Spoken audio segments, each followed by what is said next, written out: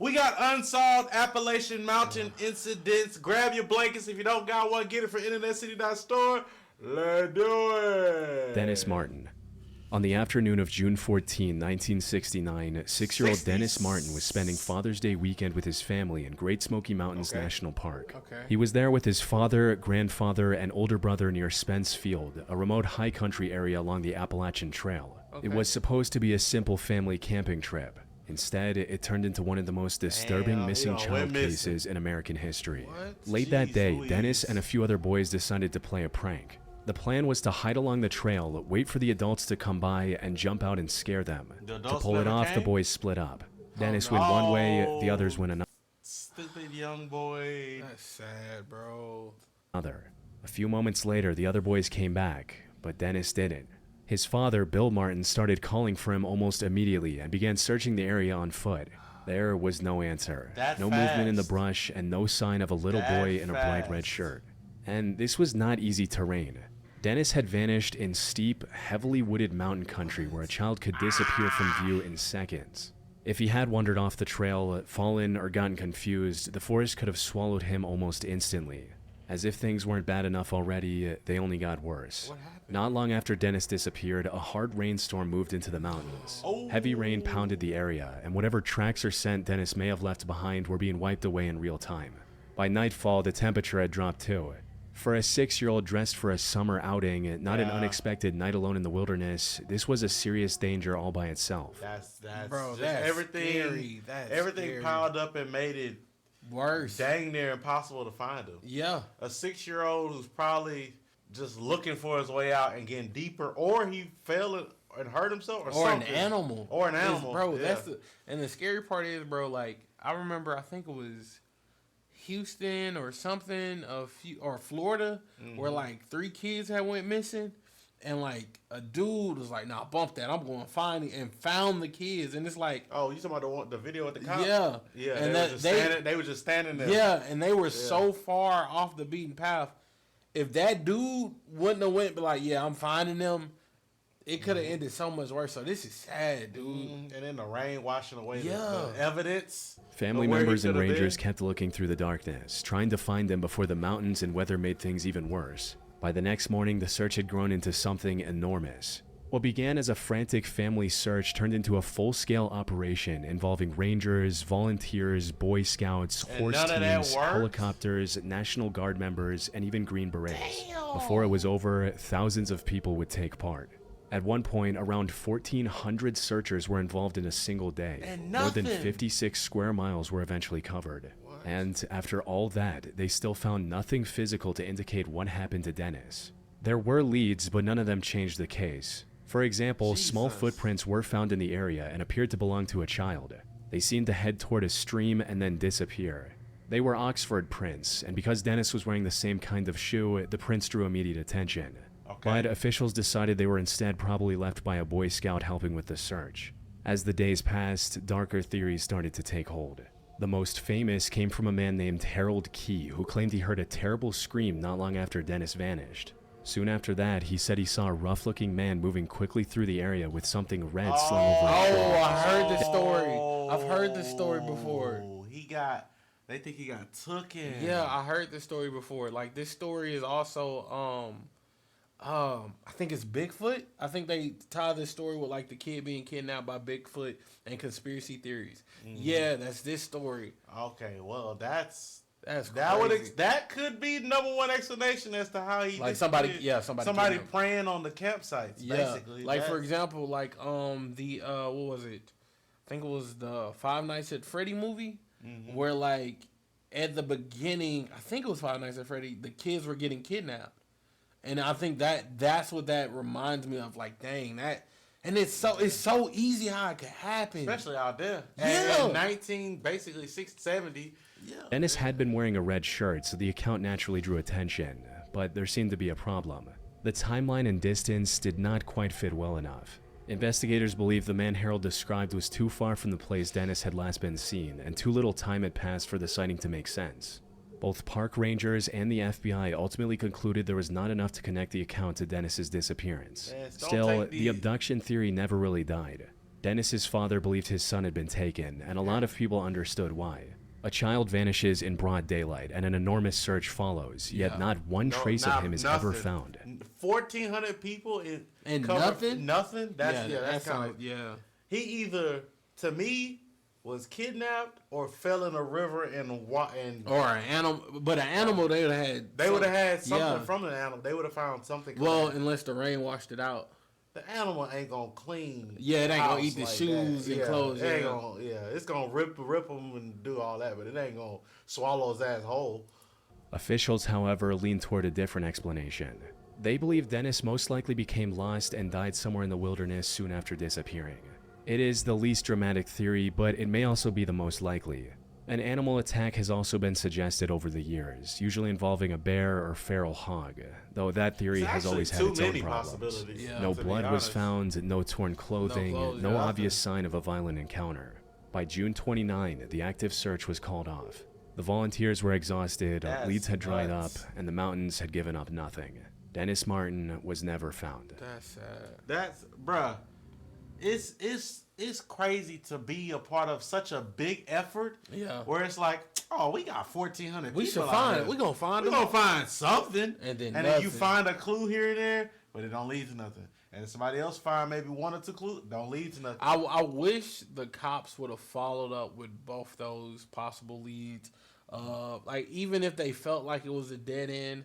And I follow up with something. Yeah, I wish they would have followed up with the lead of the boy being taken. And it's crazy because the dad, it seemed like dad was out there looking like kind of fast. Yeah. And I mean, a couple minutes is a long time. And we don't know the true time in between. Yeah. Now don't let these young kids be out there playing bro. by themselves in the woods. Watch your kids, man. Scary kids world. Areas only. Door must be closed at all times. What the hell is back here? It's InternetCity.store. Oh, is that new merch? Yeah. Artisan Worldwide. Yeah. Oh, wait. Yeah. I'm wearing it too. Yeah. Oh, shoot. Yeah, yeah. Sleeves. Yeah. Back. Yeah. Sleeves. Yeah. Sleeve. Yeah. Sleeve. Back. Yeah. Sleeves. InternetCity.store. Go ahead and get the new merch. Artisan Worldwide. Everything is rated R for autism. If you don't understand it, hey, it ain't meant for you, baby. Join the crew. Join the cult. Hop up in that, bruh. What's wrong with you? I don't know. I was thinking of something clever. It's 4 a.m. We've been ghost hunting. Yeah, we've been ghost. Buy the merch, bruh. Yeah, go ahead and get that. Scott Lilly. Scott Lilly was not the kind of person most people would expect to see tackling the Appalachian Trail. He was not some hardened outdoorsman or seasoned long-distance hiker. But in the summer of 2011, the 30-year-old from South Bend, Indiana, decided to shoulder a backpack and head south on one of the most famous footpaths in America. Part of the appeal was history. Scott had a strong interest in the Civil War, and that helped draw him toward Virginia, a state dotted with battlefields. But this hike does not seem to have been just about scenery or history. It appears to have been something more personal, a way to clear his head and work through whatever was weighing on him at the time. On June 15, 2011, Scott set out on an ambitious journey. His plan was to hike the Appalachian Trail southbound from Maryland all the way to Springer Mountain in Georgia. Ambitious. That is under 259 hours. That's if he walks straight through. That's not sleeping. Yeah. Whoa. For someone who was still relatively new when it came to hiking, this was no small undertaking. But by the time he reached Virginia, he seemed to be doing just fine. He had made his way into the mountains of Nelson County and taken on a stretch of trail near The Priest, a rugged area where the Appalachian Trail climbs above 4,000 feet.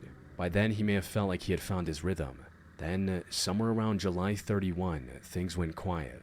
That was the last point at which anyone is known to have seen or heard from Scott. What investigators believe is that Scott may have been heading toward Cow Camp Gap Shelter, a well-known, community-used, simple wooden structure along the trail. That would have made sense. The Cow Camp Gap was a logical next stop on his journey. From there, he may have planned to continue into Buena Vista, a small town along the trail with supplies. If that was his plan, there was nothing unusual about it.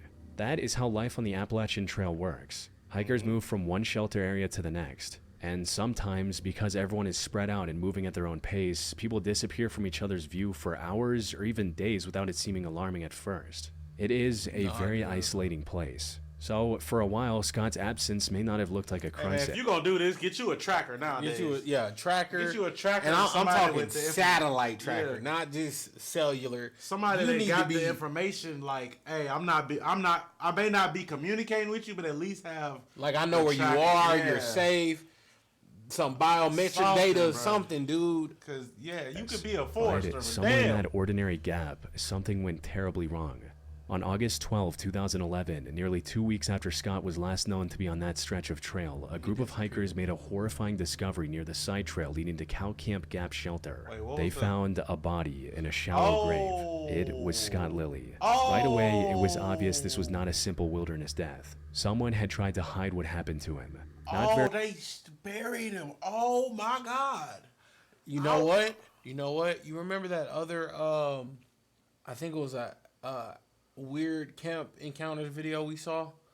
And it was the dude who he felt like somebody was watching him, and then he found that weird book with notes in it. Yeah. What if it was somebody? What if it was somebody Something crazy like that. Yeah. Man, I thought he was just gonna disappear. No, they found him, just not well. Wow. Very well, but enough to delay discovery. Investigators believed Scott had likely been dead for around 12 days by the time he was found. That meant he had probably died not long after the last known stretch of his hike near the Priest in late July. And the location only made the case more unsettling. Cow Camp Gap was not some foreign corner of the mountains. It was part of a well-used recreation area. Hikers passed through it. Campers even used it. Yeah, It was secluded a enough for lot of someone to hide traffic. a body, but not so remote that no one would ever come across it. That meant whoever put Scott there either took a major risk or felt comfortable doing it. Months later, investigators released one of the case's most disturbing details. In January 2012, the medical examiner officially ruled Scott's death a homicide. His cause of death was asphyxia by suffocation. Some of his belongings were also missing and Caught never him off recovered. guard, probably. Among them were his backpack, his relatively new trail shoes, a Nintendo game, and an Appalachian trail handbook. That immediately raised the obvious question. Robbery? Was Scott killed for his gear, or were those items my taken God. for some other reason entirely? Investigators never publicly gave a clear answer. Because the killing happened on federal land, a the trophy. FBI took charge of the case. They worked alongside National Park Service Rangers, U.S. Forest Service officers, Virginia State Police, and local authorities. Never Agents and found out. officers collected more than They never found an answer, dude. Yeah, unsolved. All of these is 100 unsolved. pieces of evidence. They covered more than 270 miles of trail. They conducted 83 interviews of hikers in the area at the time across multiple states and even in 2 foreign countries. 1 year after Scott's murder, the FBI even announced a $10,000 reward for information leading to the arrest and conviction of his killer. But despite all of that, the case never broke open. No suspect was publicly identified and no final timeline was established. It was never found out exactly what happened to Scott Lilly in his final hours on the trail, which sparked much speculation. Some seem to paint the what's area crazy? around Cow. You know what's crazy? What? If this happened in 2011, right? It makes me think about all the time before that, basically. Yeah. Especially 80s and back, especially. And it also makes me think about how stupid a lot of the criminals are. Yeah. Because it's not a lot. I mean, you gotta hand them the information for them to catch you. Not nowadays, because there's cameras everywhere. I think even DNA with that, evidence. if it was a shallow grave, there's like 2 things, right? He was trying to get out quick, or 2, he wanted them found. Yeah. Like, this ain't nobody else missing in Appalachia. This, you know what I'm saying? I want y'all to find this Because guy. imagine, just like with the first case with the the 6-year-old. Yeah. Even though it may have been natural causes, they still couldn't find him. Yeah. Bro, and it's scary to think about how easy it was to do something like that. heinous. Hey, just Yeah, bro. find somebody in the woods or take somebody to the woods. Like in the big cities, bro. There's so many like unsolved offings and serial boomers. It's easier to catch people now, but it's still happening. Yeah, it's still happening. Prime example, Austin, Houston are 2 places where supposedly there's serial here. Yeah, and like no real evidence on them. That's scary. I know we might be going to the Appalachian Mountains for some content, but we sticking together. Yeah, All right. and we bring Blix. Hey, boy. Camp Gap as an area crawling with dangerous mountain recluses or hidden predators waiting just off the trail. But that image does not really hold up. Yeah, This was a well-used area and not some lost world cut off from everybody else. Yep. And that may be one of the creepiest parts of all. He disappeared along a route hikers used all the time.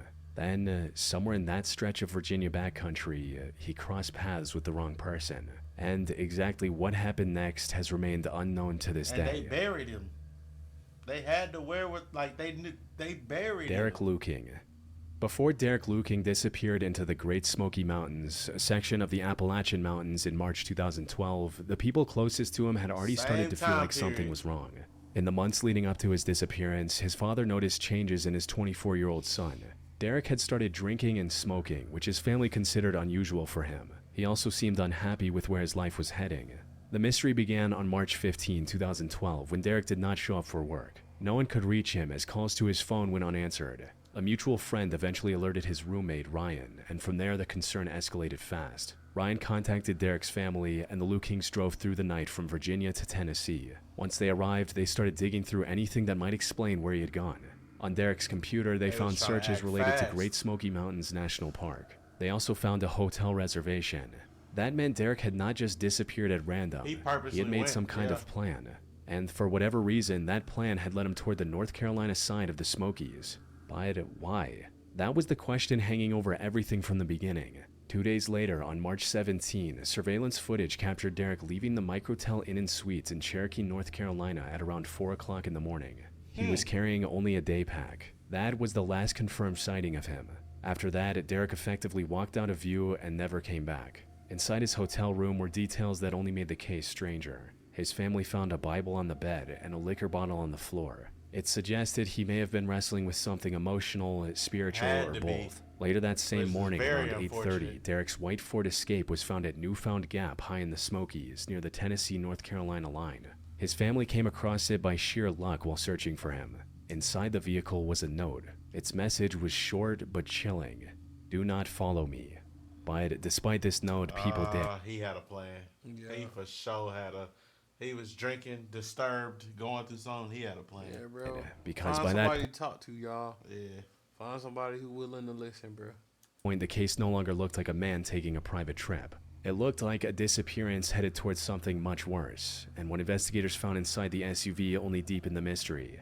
Derek had bought a surprising amount of outdoor gear. There were maps of the national park, a tent, a sleeping bag, food, cord, Wow, cutting so nothing tools, apart. lights, and other survival items. It looked like the setup for a serious wilderness outing, but there was one major problem. Derek had left most of it behind. His wallet and cash were still in the car too. The scene made almost no sense. Wow. If he meant to survive in the backcountry, why walk away from the very gear that would have made that possible? And This if he contradiction. didn't, and if he didn't mean to survive, why buy the gear? Yeah. Or what if buying the gear was just a front for people to see it as like, Oh, he's going camping. yeah. Has haunted the case ever since. Maybe Derek only planned to take a short walk and return for the rest of the stuff. Maybe he was trying to imitate the stripped-down survival style of Man vs. Wild, a show his Nah, family don't do said that. he liked. Maybe he never had a coherent wilderness plan at all. Or maybe someone else entered the picture after he arrived at Newfound Gap. Search and rescue teams soon moved into the area. About 60 people and 3 dog teams took part, covering more than 70 miles of trail around the parking area. They checked places where someone could have left the trail, pushed into the brush, and disappeared. Rangers asked if anyone had seen Derek, a young man matching his description, or anything unusual around Newfound Gap that day. This is And making a thought that like this Earth is so freaking big. It's huge. That's what I was gonna say earlier. Cause like they searching places that where somebody could go off trail, but that's everywhere. Yeah. That's literally the whole. Like you can't dude. It's so freaking big and mysterious Like- that 1,400 people couldn't find. Bro, you gotta think about it. It's- We could walk out our neighborhood, keep straight down the street, hit the forest, and get lost. Yes, And get lost. lost like a mug, Bro. and not know where you at. It's needle in a haystack, quite literally. It's luck that you find your way or somebody finds you. where the case gets even stranger. It was a sunny day. People were out hiking, picnicking, and moving through the area, yet no dependable witnesses ever Nobody emerged to saw. place Derek there. There was one possible sighting along Newfound nobody Gap Road that suggested he may have entered the woods from there, but that lead led nowhere. Then, the case took an even darker tone. Around the same time Derek vanished, another young man disappeared in the same general area of the Smokies. His name was Michael Giovanni Cacchini. Friends last saw him on March 18, 2012, just a day after Derek was last captured on surveillance video. During the search for Derek, rangers found Michael's abandoned vehicle parked along a walkway off Newfound Gap Road. It was an odd place to leave a car overnight, and not the kind of spot where someone on a normal hiking trip would be expected to begin a backcountry trek. Okay. Like Derek, Michael was heavily searched for and not found during the initial effort. 2 people at Months the later, same time. a backpack and human remains were discovered in the park near the area connected to his disappearance. The remains were eventually identified as Michael's, giving one of the 2 disappearances a grim ending, damn. but not a clear explanation. The question of if the cases were related began to arise, but Derek's case continued to make no progress. Every theory seemed to hit a wall. One possibility is that he went into the wilderness on purpose and intended not to come back, whether to take his life or somehow start a new one in the woods. The note in his car immediately points people in that direction, but even that theory has problems. If Derek meant to disappear in the Why he got mountains all and that possibly take his life, why buy so much survival gear first? Another theory is that he wanted some kind of survival challenge. But again, why even buy the gear then in the first And then not place? take it. Then there is the possibility of foul play. Maybe Derek meant to scout the area and return for the rest of his gear, and during that window he crossed paths with someone who had malicious intentions. Bro, everything's Maybe the a note was possibility. genuine, or maybe it was meant to mislead whoever found the car. That's the scary part, and I'll be thinking about it. Like, you know you're normal, but you never know if the person you're talking to is normal. Yeah, true. Cause, dude, I saw a video. This dude was, I don't know if he's like door to door selling, and he knocked on the guy's door, and the dude was like, yeah. Drug the dude in the house, start beating him up.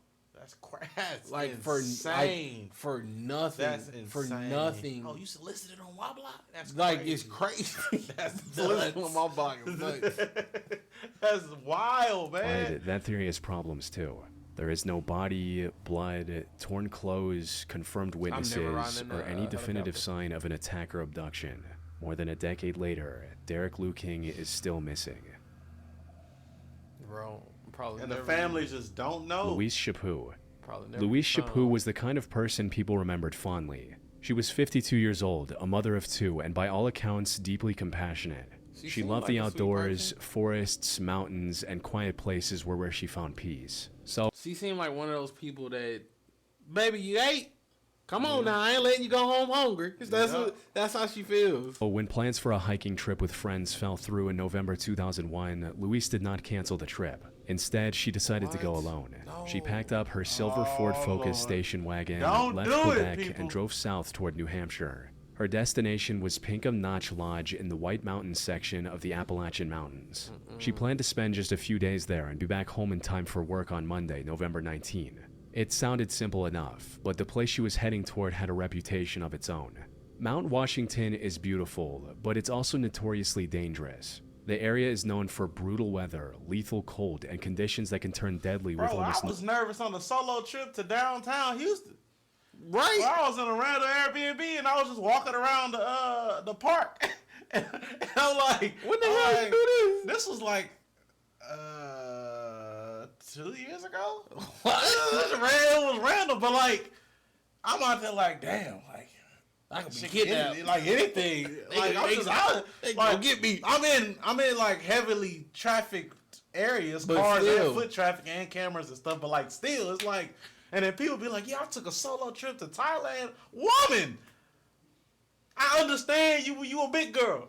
I ain't gonna lie, like I genuinely want to go backpacking in Asia, bro. But I ain't gonna do it, bro, because I know I'm gonna fall off the that's- mountain. You gonna need you not by yourself in a foreign country, foreign language.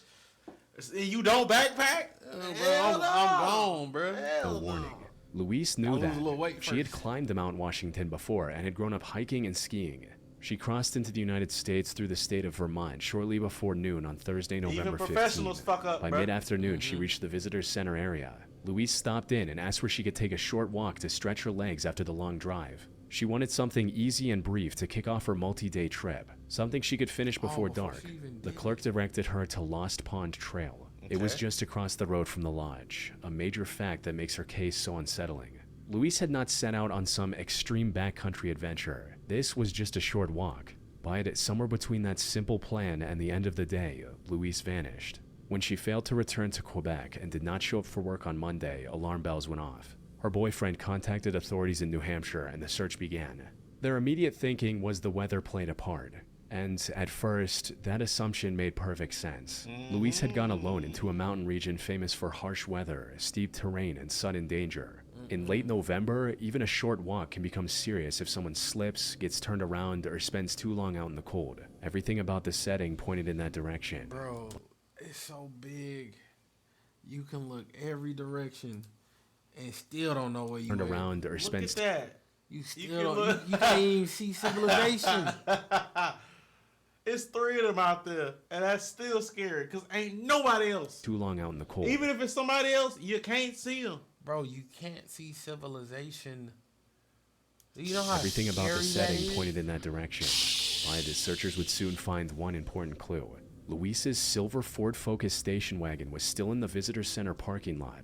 The search unfolded in exactly the kind of conditions that make the White Mountains so feared. Dozens of people from the New Hampshire Fish and Game, Mountain Rescue Services, Androscoggin Valley Search and Rescue, and the U.S. Forest Service headed into the area. They were met by high winds, Danger! blowing snow, and bitter cold. Wind chills dropped well below zero. If a missing person is injured or exposed in those kinds of conditions, Yeah, it's every hour low-key a wrap. counts. But the first day produced nothing. On the second day, the weather improved somewhat, and a Hours. helicopter from the U.S. Army National Guard joined the search from above. Still nothing. Also, this is why I say this. This is gonna be out of like left field, but this is why I'm so for the company DJI being allowed back in the U.S. because their drones have got saved banned, yeah. so many people. Their enterprise drones have saved so many people. Like they had thermal cameras, everything. Like lost people when because they started sending those drones out to firefighters, search and rescue. All these different companies had these drones. Cops using them. Cops all using that. them, and they were really helpful for stuff like this. And now they banned. They banned. It's crazy work. We seem to have vanished into one of the best-known mountain areas in New Hampshire without leaving behind any clear explanation. And because of where she disappeared, most people naturally assumed the worst. She could have suffered a fall or succumbed to exposure. Maybe she got disoriented and was lost in the wilderness. Anything was a possibility, which made the search for her that much harder. Then, on the afternoon of Thursday, November 22, Thanksgiving Day in the U.S., the search came to an end. Members of the New Hampshire Fish and Game found Luis's body, and the location only made things stranger. She was not found far from where a car had been parked, close to the trailhead and only a short distance from a well-used area. At first, the public details were limited, and in a place like that, most people still assumed the mountain had claimed another life. But 2 days later, that assumption collapsed. The medical autopsy? examiner ruled Luis's death a Somebody homicide. that Luis quick? had been stabbed multiple times. Oh my Everything God. about it was set up to look like a wilderness tragedy. Holy- Solo hiker, a dangerous mountain range, bad weather, but what looked like a missing hiker case turned out to be a murder. And no Another suspect- random person lurking in the woods where people visit often. I'm gonna get a new pistol. Yeah. I'm gonna get a new Just pistol. had to be waiting on somebody, and she just happened to be that somebody. At 7:00. I'm getting a new pistol tomorrow. Jesus so serious. Christ. I'm was ever identified. More than 2 decades later, her case Hey, sir, come on! Well, no. Bro, that's so scary because it's like, dude, She just bro, got there. it's so scary because it's like, I ain't trying to fearmonger, you know what I'm saying? But bro, it's like, dang, nobody saved. Like, buddy up in Austin, whoever he is dudes. He's offing dudes and taking them to the lake. It's so terrifying. Ain't no men, y'all safer than us. No, No, no, Nobody's safe. bro. Hell, Weapons exist. somebody can be lurking, waiting on somebody like they did with her, and can get got by somebody else that was waiting, Literally. and they just out there battling for who the best lurker. Like that's how dangerous it is, Bro. is still unsolved. That's sad. and they don't know Trenny who Gibson. it was. On October 8, 1976, 16-year-old Trenny Gibson went on a school trip to the Great Smoky Mountains with about 40 other students from Berryton High School in Knoxville, Tennessee. She was quiet, well-liked, and interested in plants. In school, she was taking horticulture and hoped to study landscape architecture. A trip into the mountains was exactly the kind of thing she would have been excited about. The group was headed to Andrews Bald and Kewohee. The weather, though, was not great. It was damp, chilly, and this poor is enough that the extra trip could have dangerous. easily been canceled. Trenny was also 40 underdressed. students? She had left her coat behind in Knoxville and ended up hiking in a blouse, sweater, jeans, and tennis shoes. Another student, Robert Simpson, loaned her his wool jacket. The students were told to stay on the trail, not go beyond Andrews Bald, and be back at the bus by 3:30 that afternoon. After they reached Andrews Bald and ate lunch, Trenny separated from Robert at around 1:30 p.m. He later said she wanted to head back towards the bus while he stayed behind. As she made her way back, other students saw her along the trail. One girl walked with her briefly. Another group invited her to stop and sit down, but Trenny kept going. One student later recalled that Trenny seemed to be in a hurry. Then, at about 2:50 that afternoon, witnesses saw her walk a little further ahead, stop, bend down, and step off the trail to the right by herself. This was the last confirmed sighting of Trenny Gibson. Girl, what you When doing? students got back to the bus around 3:30, it became clear something was wrong. Trenny was not there. Her teacher, Wayne Dunlap, started looking for her almost immediately. Another student searched too, but neither found anything. By around 4:30 p.m., rangers had been contacted and the case became an official missing person search inside the Appalachian Mountains. Why are we letting students wander off? I don't know how to explain Y'all, this. bro. You know what this feels like? There's an eerie feeling, and I don't know how to explain it. There's an eerie feeling, and maybe it's just me, that like I feel about the world between September and October. And I'm not talking about the fall, okay? Like there's this weird, like it just feels like something's gonna happen here. This is not safe. I don't know what it. Maybe I got 9/11 trauma. Okay. I don't know what you got But- going. And but- Halloween, 9/11, whatever. Yeah, bro. That was it. You got a mix. I got some shit going on.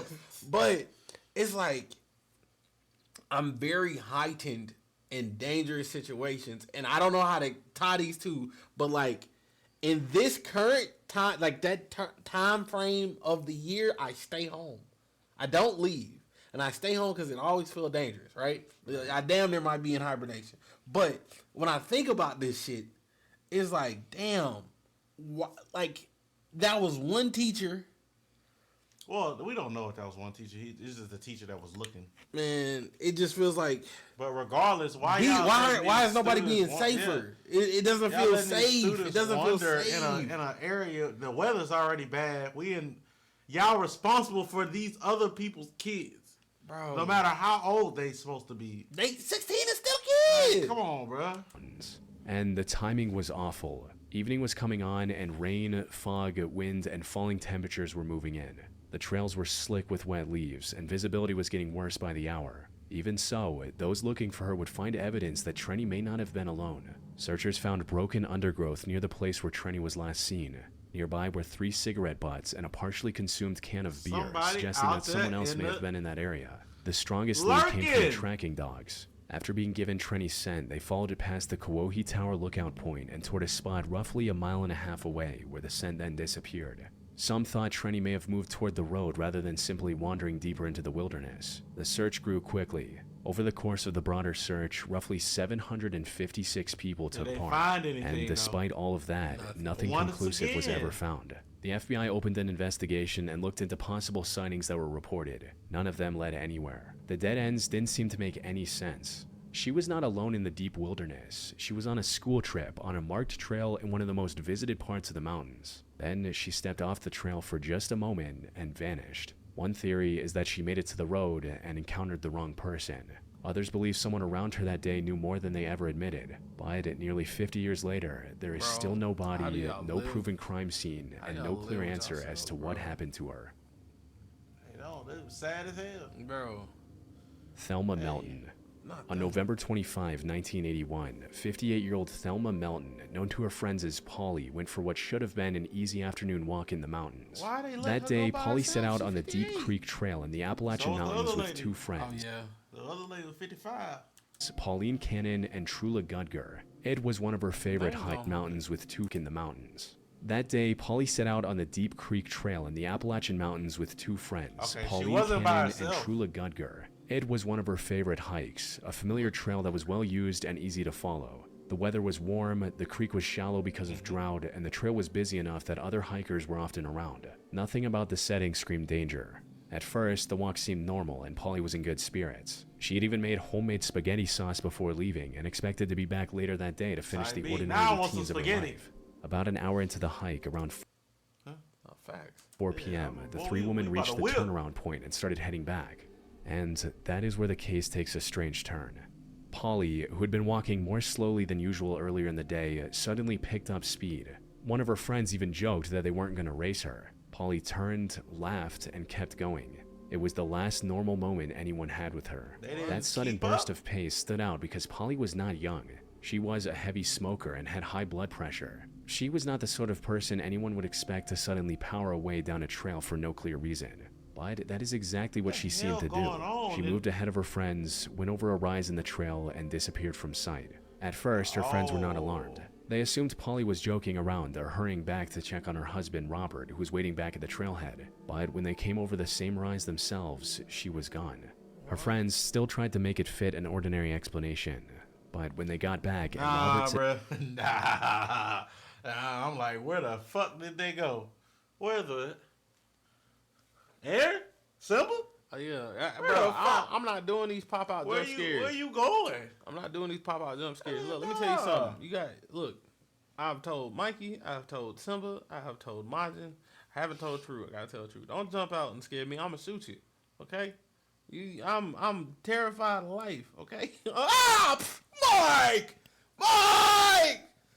That's a 9mm hollow point. You ain't gonna make it green tip. But it's like, dude, as soon as like, hey, something's not right. Like, for example, earlier, this guy left the house, right? I heard the door open. And I'm like, Mike gone. I got up. I was like, oh, maybe he came back in. I'm like, no. I didn't hear him go upstairs. And I walk. I'm like, oh, let me go ahead and bring this trash out. I grab the trash. I walk out. The garage is open. And this was like after you left, like maybe 20, 30 minutes after you left. So I don't know if you went to the car, came back in for something and left, but I heard the door open and close. I'm like I thought in my head, I'm like, I thought you was going to the dentist. I'm like, oh, never mind. I guess we're gonna record soon. And like, it was like, that could have been anybody. Somebody could be in this piece. Ready for About it. to find out. Matter of fact, go get the blick. go. We're about to find out. Goddamn me. Polly had not returned yet, the situation changed. But always ever vigilant. By That's what I then, was she had going, been out going of with sight that. for close to an hour, and one small detail would linger afterward. Just before she disappeared over the hill, her friend said Polly had paused and waved. It was such an ordinary gesture, the kind that means nothing in the moment until it becomes the last thing That's anyone sad. remembers. Her Damn. friends and their husbands went back out to retrace the route. They asked other hikers if anyone had seen her. No one had, She and go that off made the the case trail even on stranger. purpose? The Deep Creek Trail was popular, and it was close to a parking area. It was certainly busy enough that someone should have noticed a woman like Polly if she had simply kept walking.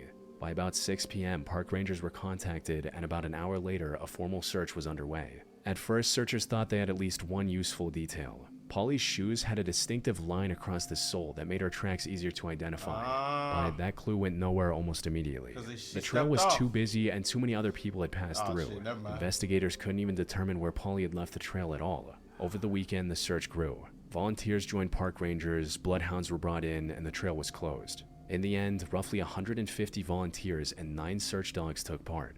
And then came one of the strangest details in the whole case. When the dogs were taken to the point where Polly had been last seen, they reacted strongly. They picked up her scent, but instead of carrying it down the trail or off into the woods, they circled the area and howled. It was as if the trail simply ended where she vanished. Searchers found no clear path away from the point or obvious sign that she had wandered into the she had forest. been buried. There was no evidence of a struggle. No clothing, no dropped belongings, nothing.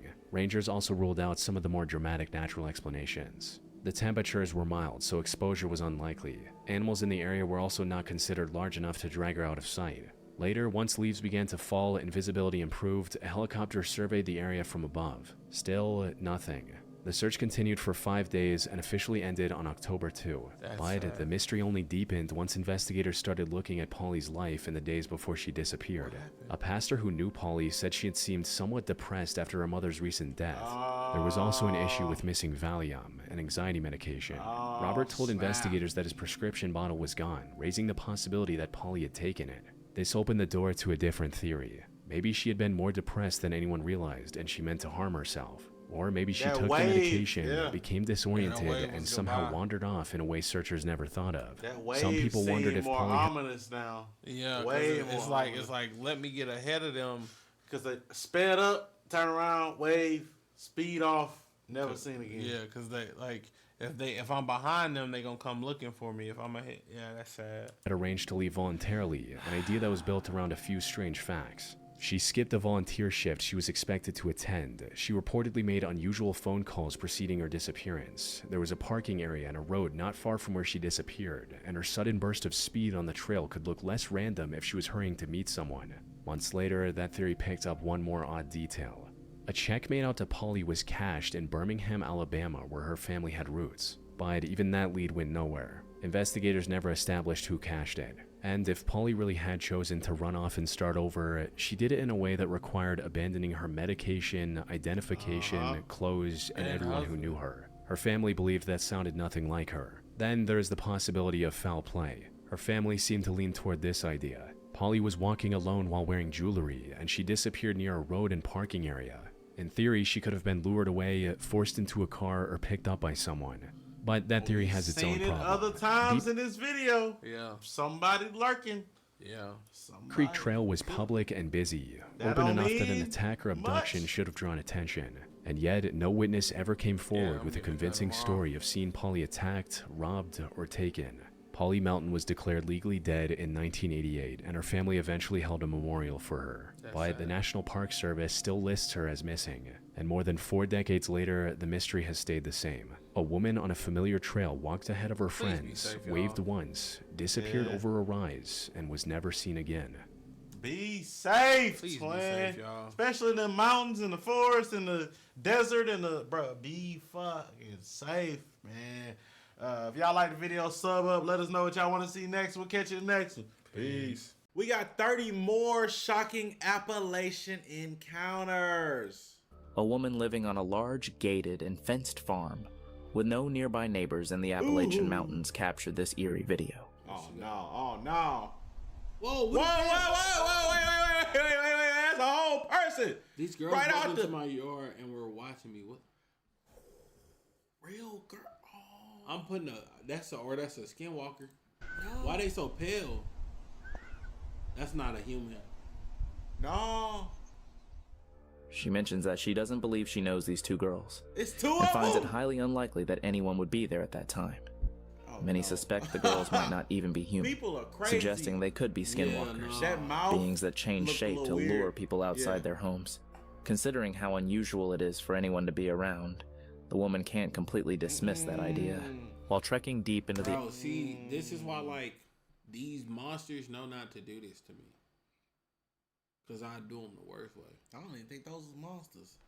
These humans are getting the Appalachian Mountains, a hiker stumbled upon something unnerving. In a silent clearing surrounded by towering trees stood a peculiar structure, strangely arranged, almost ritualistic in appearance. Intrigued, they took a photo.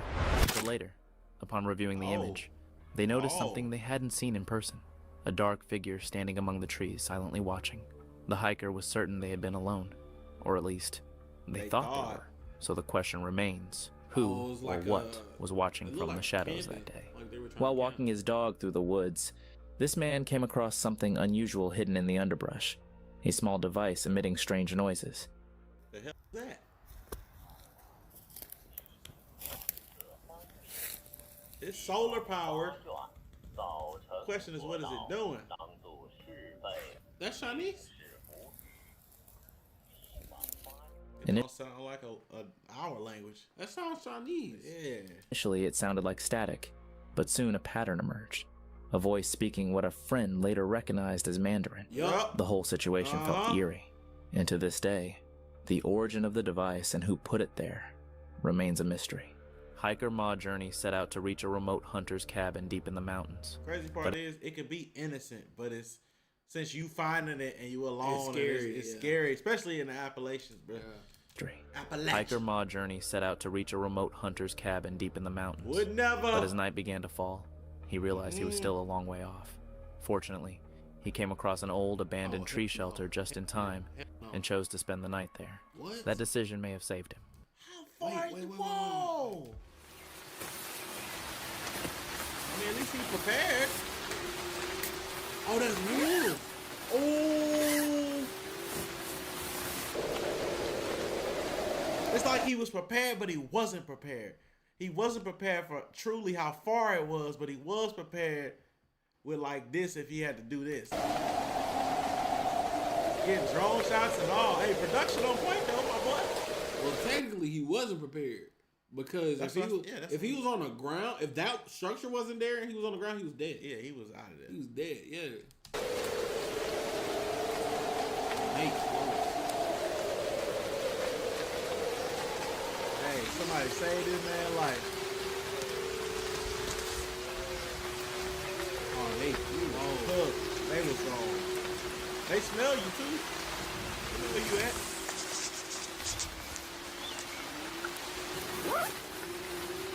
Man, it's cold outside. That's so scary because it's like the wolves down there. You at a higher altitude, so you're gonna be colder. That wind hitting you straight on. Then say you a rough sleeper, Oh. And you sleeping on straight wooden planks, bro. roll off that bitch, That's not meant to. so bro. you sleep And on. he every bit 20, 40 feet in the air. Roll off that. Yeah. Wolves tear him apart. A pack of wolves began circling the area shortly after. Had he continued on in the dark to find the cabin, the outcome could have been far more dangerous. Definitely. Someone staying in a mountain cabin was shocked by something truly unsettling. What is that? What the hell kind of spider is that? Don't jump back at the camera, please. At first, the footage Please. appeared to show a spider crawling across the surface, but on closer inspection, Not a spider. it revealed something far more disturbing. Wait. The spider was not alive on its own. It was being controlled by a parasitic fungus called cordyceps, Oh, the same fungus that inspired the infection in The Last of Us. Nah, that's have you ever seen the that fungus before? Oh, It's scary as hell. Like I've seen it Yeah. come out of ants.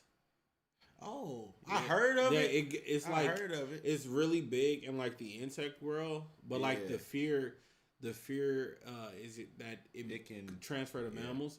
That's why like if you saw like a few months back the rabbits with the Yeah, things on it, that's that's what a lot of people thought it was. Once the spores infect their host, they take over the body and brain, turning the creature into a puppet. The fungus continues to grow until it ultimately kills the host. Yeah, I've seen The like creepiest this. part is that the spider isn't even aware it's being controlled, Yep. slowly moving while dying. A woman living alone in the Appalachian Mountains recorded this video and posted it on TikTok.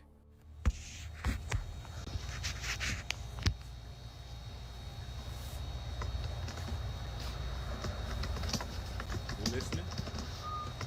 Oh. Nah, show your mouth.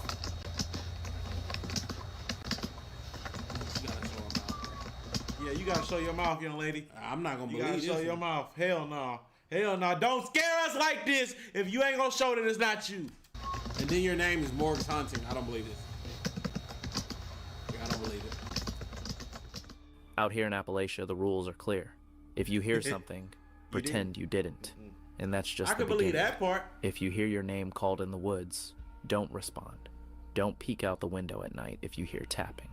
Never whistle after dark. Always stick to the trail. If something seems almost human, it's not.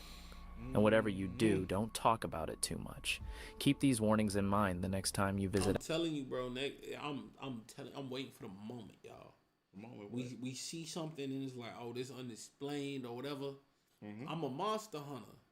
Next time I'm going, I got a cloak on. Under that cloak, I got weapons.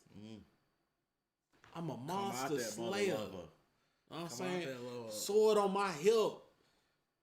I got that thing like Ezio come out now. Boy, I'm telling you, I can't wait. Yeah. Appalachia, A group of friends rented a secluded cabin in the Appalachian Mountains for a weekend escape. The area was tranquil, encircled by dense forest that seemed endless. One night, while unwinding in the hot tub beneath the moonlight, a low, resonant sound suddenly echoed from deep within the woods. Yeah, that was a car. That was a car. That's not a car. That shit. Who said Ain't no car, aliens, bro? twin. Kaylin. I think it's a train. That sounds like a UFO. But that's just scary. Okay, do you guys want to go inside? Yes, let's go inside. Forget this hot tub. Let's go inside, That sounds twin. like a UFO. What is we talking about? What? That Forget sound this like- water. We can go sit in the tub, bro. What you talking, bro? I'm recording this shit. Unaware at the time that the Appalachians have a reputation They for didn't mysterious even know. disappearances and eerie Damn. encounters, they chose to leave the hot tub soon after and retreated safely indoors. While hiking the Appalachian Trail in North Carolina, a hiker unexpectedly came across an old graveyard at the summit. The site had headstones but lacked any signs or fencing to mark it. It wasn't shown on any maps, and no information about it could be It's an found. old Though cemetery. the story behind the graves remained a mystery, the eerie atmosphere left a strong, lasting impression. Yeah, that's creepy. While hiking Like in a pet Appalachia, cemetery or something. a man encountered something truly unexpected. So captivated, he decided For the Appalachian people from Appalachia and all that, bro, if anybody still lives up there and you got a house, Plenty. I'm talking to somebody who watch us. Ah, right. Let us come. We'll battle whatever's out there. You know what I'm saying? What a cryptid's at, You know what I'm twin? saying? We'll handle it. Teach You your know what I'm boys how to hunt saying? the Van cryptids, bro. Helsing, bro. Tight shit, bro. Them cryptids don't. And I know the Rockies ain't the same. It's a little more barren, a little more colder, a little more this, a little more that. Come on, bro. Let's But if do y'all it. got some Rocky stuff too, bro. I don't think. Nah. I don't think it's known for that because it's the not- climate. it's but it's Appalachian. I know. I'm just Rockies just like bears, wolves. Saying. Yeah, tight The shit. actual, you know what I'm saying? Maybe Bigfoot.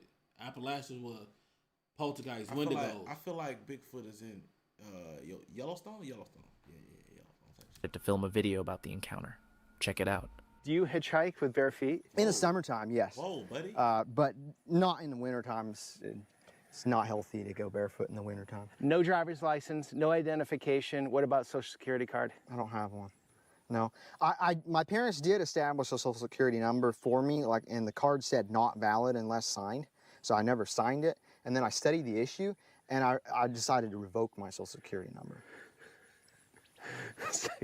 So in a way, you don't exist. Yeah. And I had a birth certificate, but there was a flood and it washed away. Hi, So I Peter. don't- How did you even find him? How you even do he use the internet? Found that either. I don't exist in the eyes of the government, but I do exist in the lives of people that know me and my Father in heaven. And he's just out here living the. I have no clue Whatever what happened to lifestyle. Titus. He took off somewhere out there. you This can't mysterious call him or individual nothing. had no ID, no papers, absolutely nothing.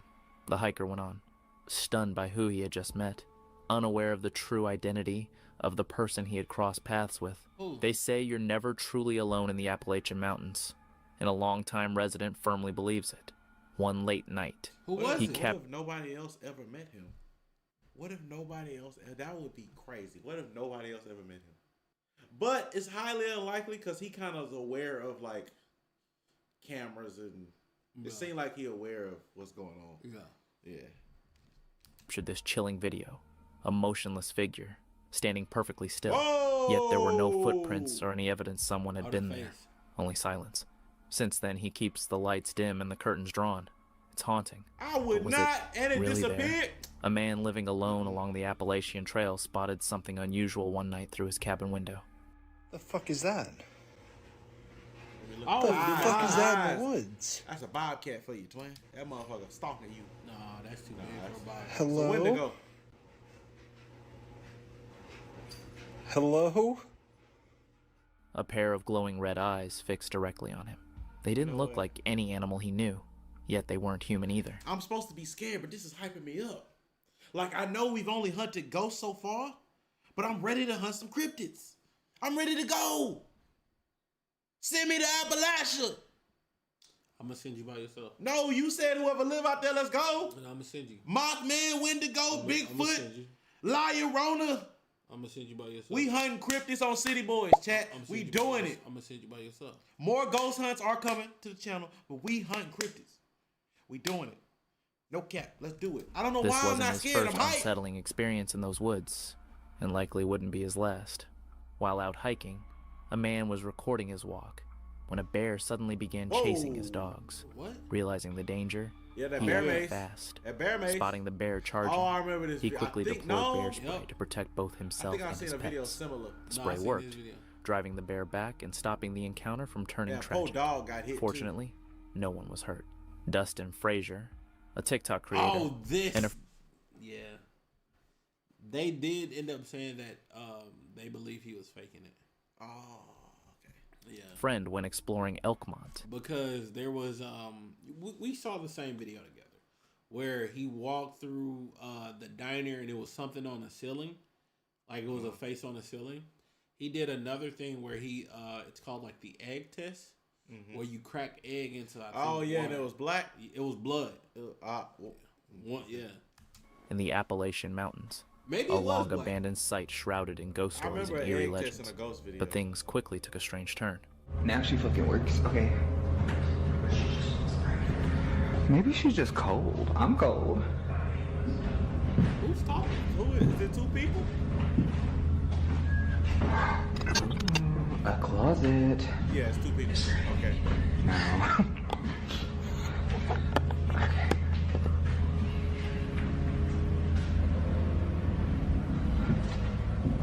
Okay, we gonna see something.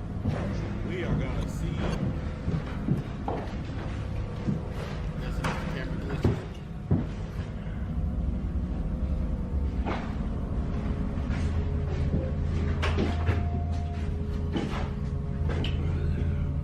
Toilet.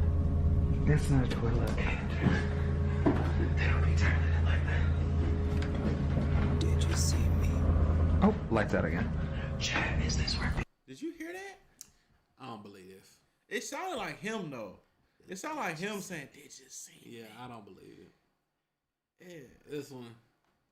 From an actual, you know what I'm saying, hunter of the paranormal. Yeah. You don't believe that one right there? You don't believe Because Dustin? you know, we really be out there for You real. really be out there. You know what I'm saying? Smoking the ghosts. You know what I'm saying, I just don't believe it. There's a hot water heater back there. But also, my question is, what are they trying to keep out? You're like bears, fucking bears. First, the lights began flickering for no apparent reason.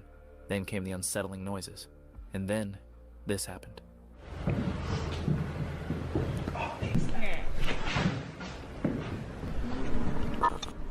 What the fuck was that? What is that? That sounds like an animal. Sound like a bull. Or a goose. Yeah, that's the animal too. That's a cow. And then a glitch. Yeah, he putting the glitches on the screen. You have to do that. Don't mind, just...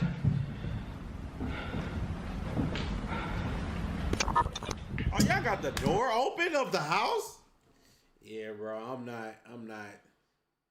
From somebody who done had like weird camera shit actually happen, the cameras don't do that. No, that glitch is like at post production editing. Yeah, I'm not. Yeah, the glitch. But the noise definitely the animal. What is that though?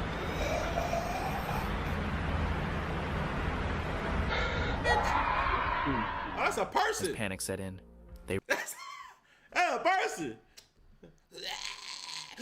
Also, I don't believe that one because of where the audio was. Audio was in one ear, like they dragged and dropped the sound effect. Yep.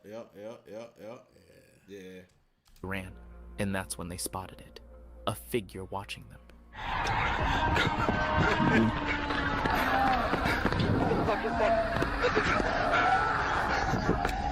I'm not gonna lie. Good, like Execution. execution. Yeah, like if you if we know it's fake, it's just like a little horror thing type shit. But like as a real, you know, because we real deal type shit, real deal investigators. Yeah. You know what I'm saying? We know this. We appreciate the real, bro. W stunt, bro. W stunt. What the fuck? It's like Cause I'm telling you, real scared. What's that channel that do the real Life of Luxury? Life of Luxury. This like Life of Luxury type stuff. You know what I'm saying?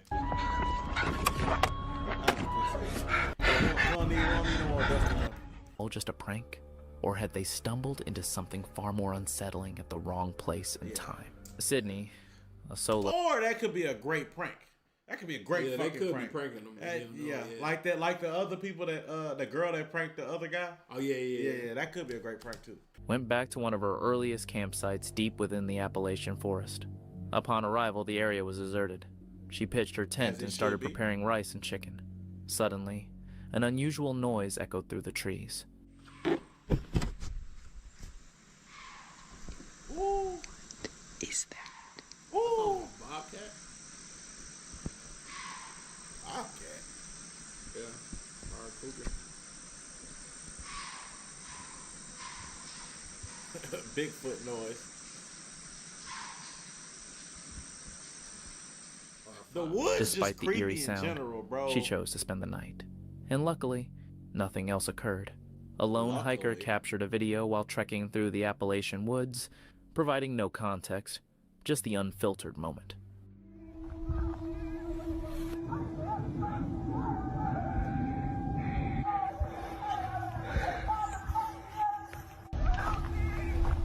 Ooh, no, sorry, Bob.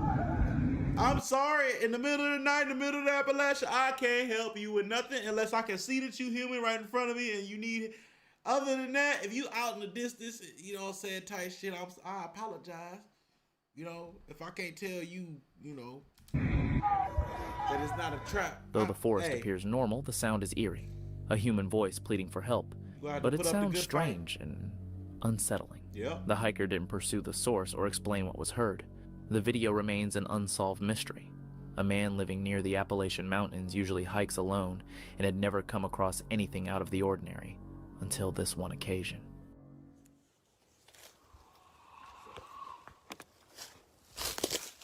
Well, why y'all be out here?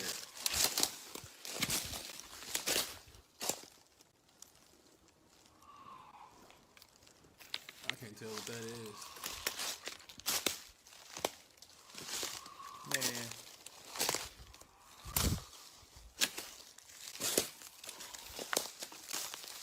These the same MFers that'll hear crap like this in the woods and tell you, yeah, I go out there all the time, you'll be fine. Come on, let's go. Hey, bro, you just recorded some freaky shit last week and you want to bring me?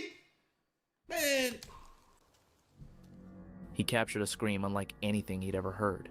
While it might have been an animal, the sound felt strangely unnatural to him. Could this have been his first eerie encounter in Appalachia? In June 2020, Jimmy Reynolds spotted two glowing green eyes watching him from the woods near his porch. Living in the forest, he assumed it was likely just a typical animal. But as he approached, the figure quickly disappeared into the darkness. See, there it is. Hey. Owl, maybe? What the f? Is it like the head of an owl? Do you see that? Feeling unsettled, he went back That seemed inside. like an owl's head turn. That's what that felt like. Mindful of the dark legends surrounding the woods. While many viewers guessed it might be something like a skinwalker or crawler, Jimmy remained calm, convincing himself it was probably just a cat. At approximately 2:45 a.m., a TikToker recorded this eerie footage in the Appalachian foothills. After later enhancing the video's brightness, they noticed something unsettling. Something moving across the trail that shouldn't have been there. At that hour, in such a remote area, the presence was both unexpected and inexplicable. A shadowy figure can be seen crossing the path, yet the person filming insists they heard and saw no one nearby. Even now, they're still unsure of what they witnessed. While trekking It looked through like the somebody mountain, walking across. Yeah, it looked like two legs just trekking along. Jeez, when y'all going? Show us. Next couple a group months, of hikers we noticed out something there. strange on a distant ridge. Intrigued, They began recording with their phones, zooming in to get a clearer view. The figure seemed to walk upright, but its size appeared too large to be human. Unfortunately, the footage they captured was grainy and taken from far away, leaving its identity unclear. Less than half a mile into a 2021 section hike on the Appalachian Trail, a hiker began to hear unsettling noises.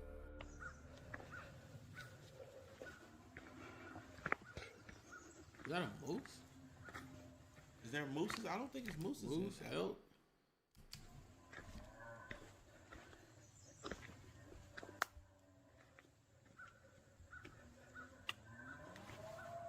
It sounds like a bull. Yeah. Yeah.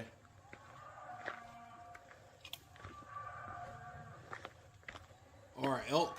Or elk. That's animal for sure. Elk or deer. That's animal.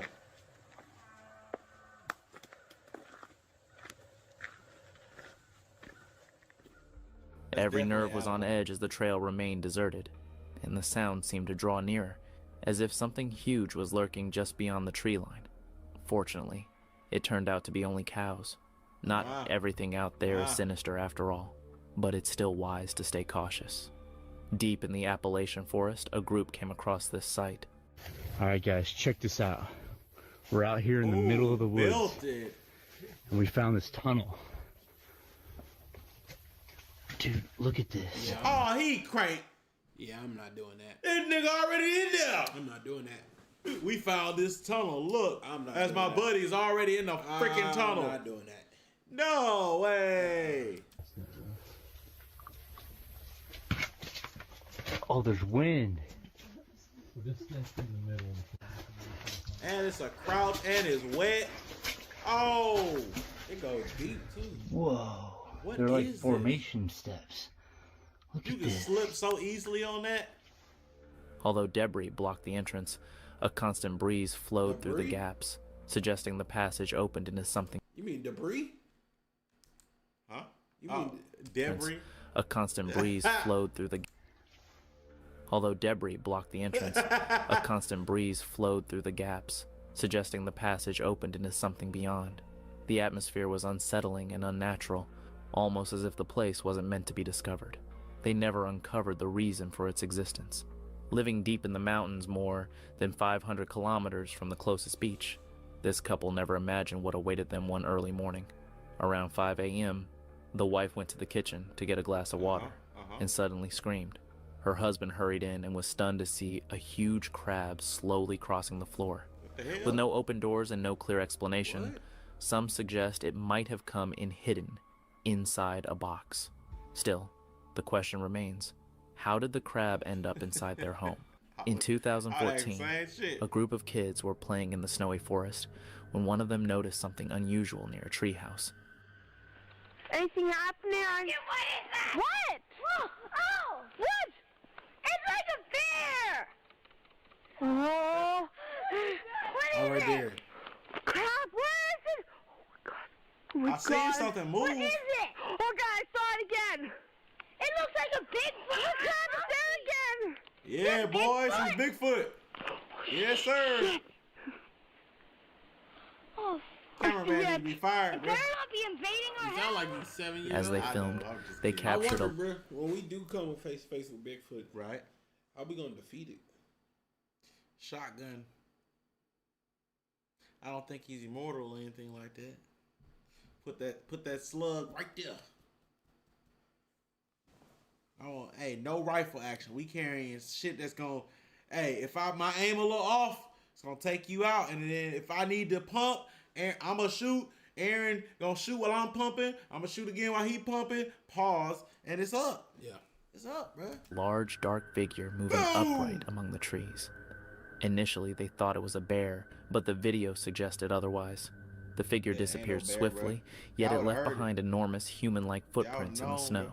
Could it have been Bigfoot? A Reddit user once posted what appeared to be an ordinary photo of the forest floor, just dry leaves and twigs. At first glance, nothing seemed unusual, but on closer inspection, a copperhead snake could be seen, expertly blending in with its surroundings. Blended One perfectly. careless step, Ooh, and that quiet you're hike might done. have taken a dangerous turn. Saw it. During a scream therapy session in the woods, a girl let out a loud, piercing shriek.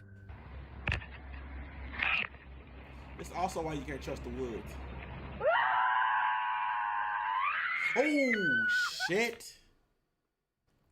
I would've shit myself. Oh my god! That's why that nigga started running. He was scared. Oh my god! I would've shit myself. That nigga was scared. Suddenly, a man appeared in the shot, clearly caught off guard while in the middle of his own business. Was he shitting? Oh, he was shitting. He was literally shitting himself.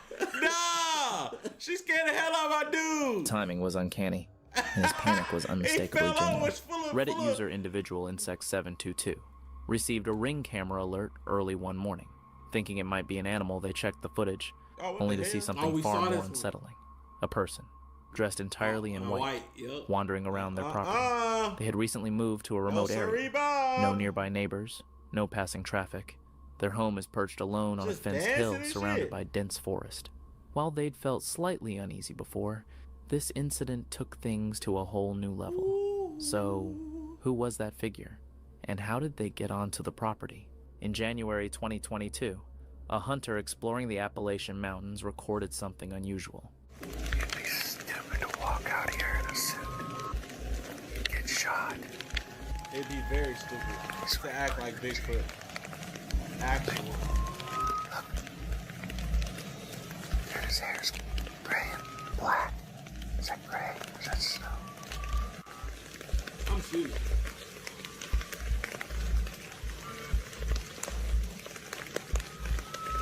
I'd have to pop a shot. I had to pop a shot in the air. The footage reveals a large figure moving deliberately through the trees. However, it remains partially obscured by the forest, making it difficult to determine exactly what or who was caught on camera that day. While cleaning out an abandoned homeless encampment deep in the forest, Reddit user HollyWizzle311 discovered something unsettling. Imagine the shit the homeless people out there hear. Oh, they out there every night. Craziest part, there's probably a homeless person who not a nutcase who done seen some shit. Yeah. And he keep telling people and they don't believe when they think he's just a crazy homeless man. Think he crazy, but no, I'm just homeless. I ain't crazy, nigga. Yeah. I'm just broke. I done seen some things. Amid the scattered debris and broken items was an aged wooden cross, to which was attached what appeared to be spine? Yeah. A fragment of a spine. There was no note, no explanation, from and no what? why. Whatever the meaning behind it, it raised more questions than it answered. I'm not gonna lie, it makes a hard-looking weapon, though. Tie that bitch around a billy club or something. In July 2008, a boy filming in the Rocky Mountains captured something strange in the sky. Oh, Rocky. You was talking about it. Yes, sir. Oh, that's what they got, aliens. Yeah, I can see the you know what I'm saying, the desert. Like the back of a ship. Ain't no aeroplane, I know that much. Whoa! Yeah. That bitch shot up. That bitch shot the hell up. A ring hovered silently above the peaks, baffling everyone nearby. The video quickly went viral, sparking debate over its origin. Some speculated it was a portal or something from another dimension. There were no planes, wildfires, or any natural explanation for a smoke ring like that. To this day, the true nature of what he recorded remains a mystery. Was it real, or was it edited? In 2011... Bro, AI is ruining our chance to get real UFO material. Yup. Because, like, at first it was like, okay, cameras are progressively getting better. Eventually, somebody got to catch something in decent quality. And then you got the Hispanic people faking aliens and shit. But now, they done came up with AI, and now AI can really just make some found footage ass shit that look like it's really recorded, bro. And you'll never know. Family vacationing in Tennessee's Smoky Mountains recorded something unusual on video. The man filming spotted movement in the background, and shortly after it reappeared, partially concealed behind some bushes. That's gonna be Bigfoot. Oh, I see it. Oh, man. What's he doing? It's a big one. The family suspected it was Bigfoot. The location, particularly around Klingman's Dome, is steep and challenging terrain, making it unlikely for someone to fake such a sighting in costume. In these mountains, encounters like That's a this are big old far from thing, uncommon. A man was camping in his caravan deep in the Appalachian Mountains when something unsettling occurred. Whoa, whoa, Michael. Ain't nothing closing the door. Oh, that's the outside shot up there in the corner. He noticed the doors. Oh! Hell no. Drive off, twin. Drive off. Swinging open and shut on its own. There was no wind, no storm, nothing that could explain Drive it. off. The movement felt intentional, as if something unseen was causing it. Shaking Gripped the by fear, whole thing. he stayed inside until the activity finally stopped. As soon as things quieted down, he packed up and left. While exploring a drive remote off. cave deep in the Drive Appalachian off. Mountains, Reddit user JTS4 encounters something. Man, what's wrong with y'all, bro? I go hunt a cryptid with a cryptid hunter that knows, but caves, especially the ones that go into confined cave spaces. Come on, man, what are we doing? Skin the Truly wind. eerie. At the time, the cave was unnervingly silent. Not even a single drip of water, just complete stillness. However, when he later reviewed his GoPro footage, he heard something chilling.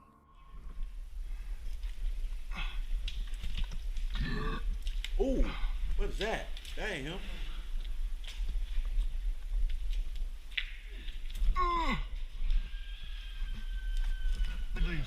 The mud just broke off as I left. A distant, blood-curdling scream. Although he hadn't heard anything in person, the recording captured the scream clearly. Other Reddit users commented that it sounded like something straight out of a horror movie. Yeah, that's terrifying. In a cave too. Some suggested it might have been a trapped animal, a mountain lion, Let's a hope. wild hog, or We maybe can a only- fox, while others felt the sound was too human to be natural. So what was screaming from the darkness? scary as shit. For 2 consecutive nights, a family was disturbed by screams echoing through the forest. Initially, they tried to ignore it, but when the sounds began coming from the roof, the situation took a serious turn. Oh, damn. What the hell is that? What in the ever Holy loving? shit. All right. Yeah, get up out Oh, of there, bitch twin. is one on the other side of the house. Some speculated it could be skinwalkers, while others thought it might be a wild animal, or even a mountain lion. Then On my roof? things grew stranger. On the far side of the house, they discovered an A animal carcass! skeleton, completely devoid of blood or any obvious explanation. No updates have been provided Time out. No blood, no skin, no nothing, just intact bone. since, leaving everyone still wondering what really happened. This photo was taken deep within the Appalachian Mountains. A lone hiker was climbing a rocky path when the mist started to settle in. He stopped to take a picture of the fog-covered ridge ahead. However, upon later reviewing the image, What'd he see? he spotted something unsettling, a faint figure standing on the rocks far off in the distance. The hiker insists no one was there at the time. The area was utterly silent. So, who so or you what thought- was lurking in the mist that day? So you thought was he no being one was followed? here. Or did he unknowingly capture a shadowy presence? A trail camera positioned near the Greenbrier River Valley in West Virginia captured an unusual figure that many believe might be Bigfoot. The photo was taken just a few miles from a local resident's home deep in the Appalachian Mountains, a region long known for mysterious sightings. Locals often speak of eerie howls heard at night and huge footprints found in the forest. Could this trail cam have finally caught Bigfoot on film? In 2017, a hiker calling himself Mostly Harmless set out to hike the Appalachian Trail from New York to Florida. He carried no identification or phone, only a notebook filled with handwritten code. Along the journey, he introduced himself as Denim, or Mostly Harmless. Traveling solo, those who met him described him as friendly, quiet, and somewhat off the grid. Trail angels provided him with food, water, and even showers, which he accepted quietly with gratitude. Then, in July 2018, two hikers found a tent deep in the Florida wilderness. Inside was the body of a man curled up in his sleeping bag, showing no signs of violence or struggle. His food supplies had run out. In weighing just 83 pounds, his body showed clear signs of starvation. Without any ID or phone, identifying him was impossible. Despite clear photos, fingerprints, and numerous tips, he remained unidentified for over 2 years. It wasn't until 2021, when DNA testing was conducted, that he was finally identified as Vance Rodriguez, a tech worker from New York with a troubled past. The reason behind his disappearance into the wilderness remains a mystery, but many will always remember him as mostly harmless. Back in 1994, a woman and her family were camping near the remote woods of Columbia County, Ohio. Around midnight, a long, eerie howl shattered the silence. It was loud enough to wake them, and so unsettling they packed up and left right away. Before leaving, they managed to capture the sound on recording.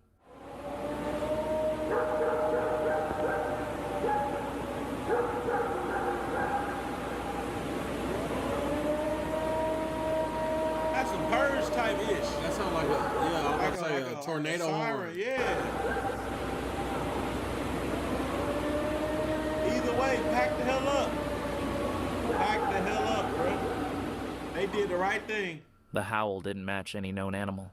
It was deep, drawn out, and featured a strange pitch shift halfway through, almost as if it was trying to communicate. Some guessed it was a wolf. Others thought it sounded human, but wildlife experts couldn't identify it. The clip later became known as the Ohio Howl, a possible Bigfoot sighting. Then, in July 2022, another similar howl was recorded in Ohio. Okay.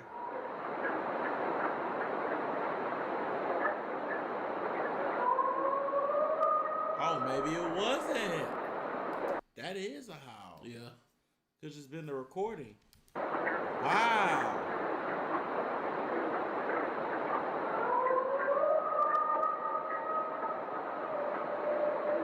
Is that not a train track? Shortly after, Oh, no. a Reddit user posted yet another recording from the same region. Damn! Trail cam, straight off it.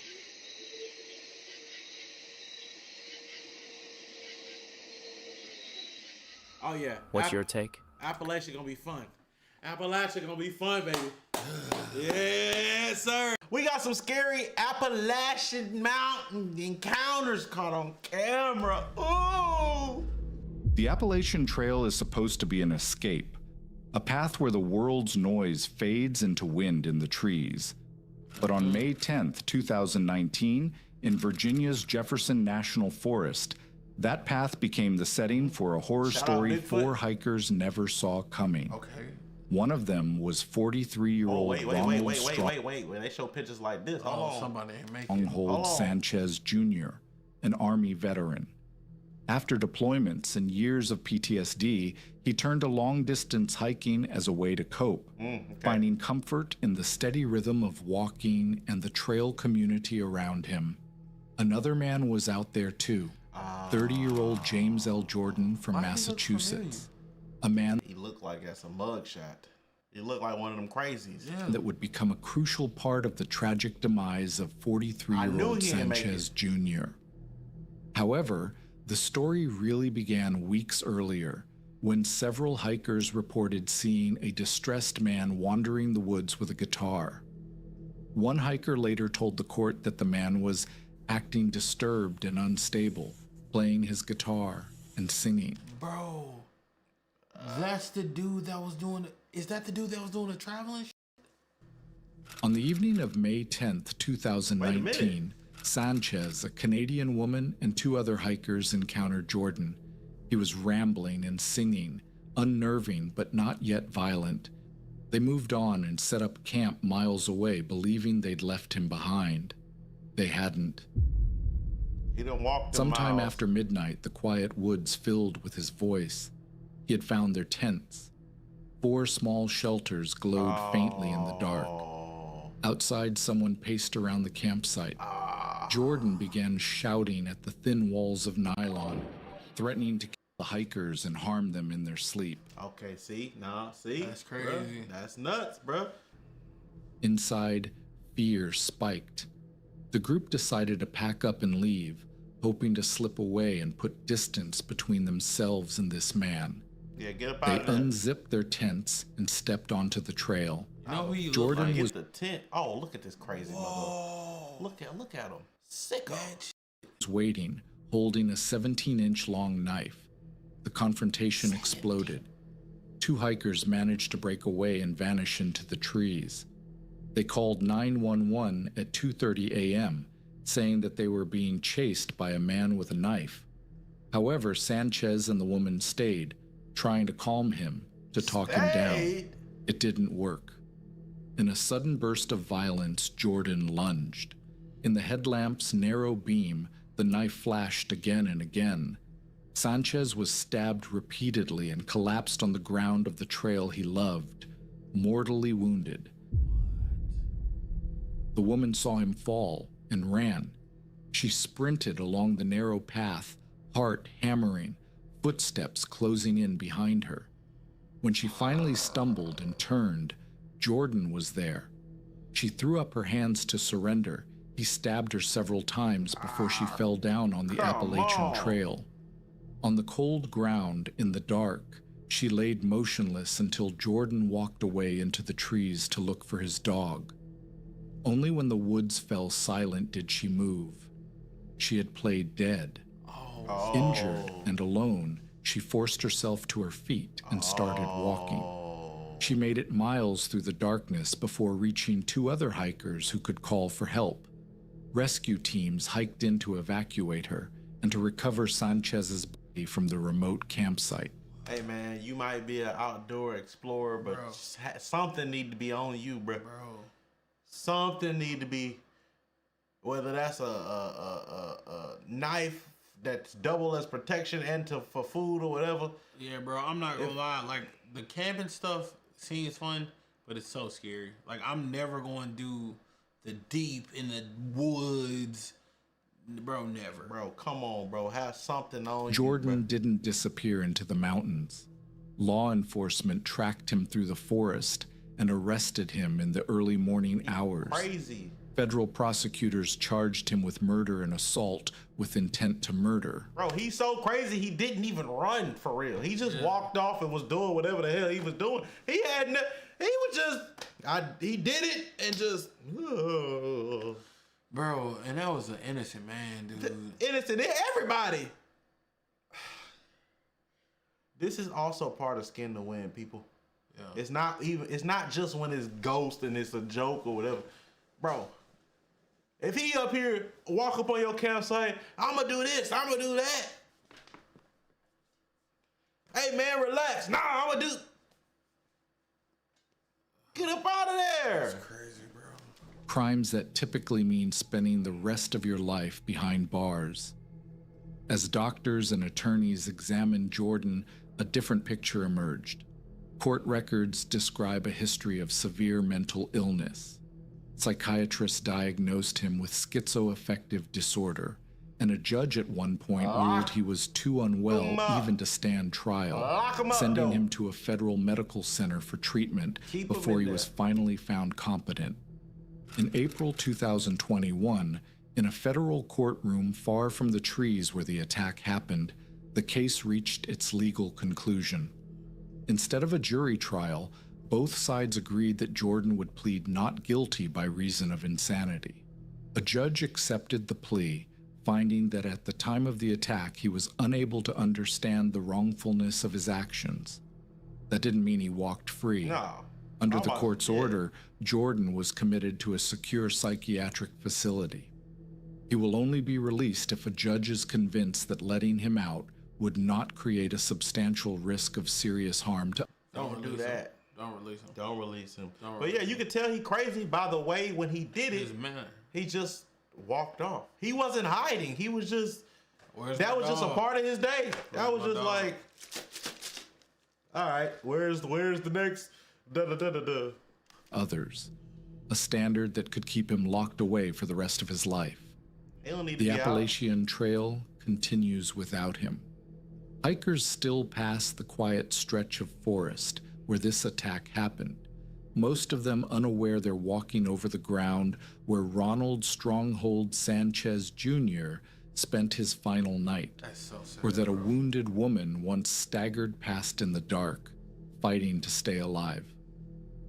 For the trail community, the story is a reminder that even in places built on peace and solitude, people bring their own demons.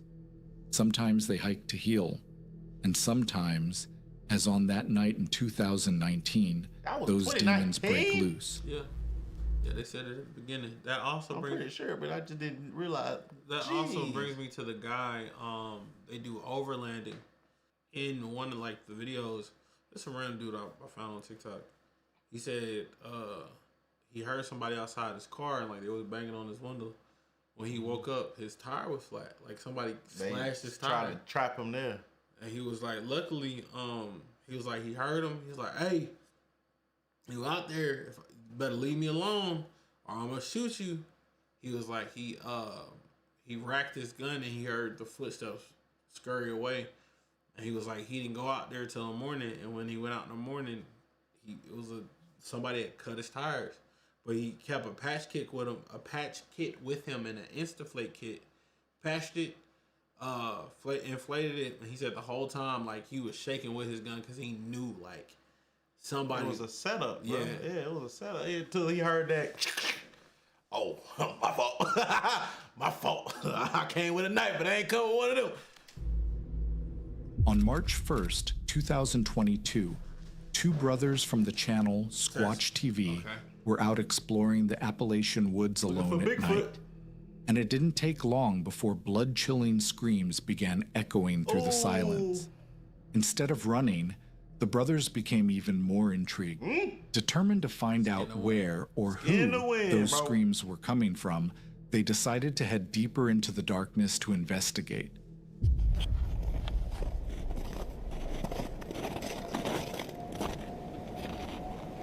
That it? Yeah, that is it. Wait, it's hard to tell with the wind, but it almost sounded like something definitely made some kind of noises over there. So we're gonna check it out.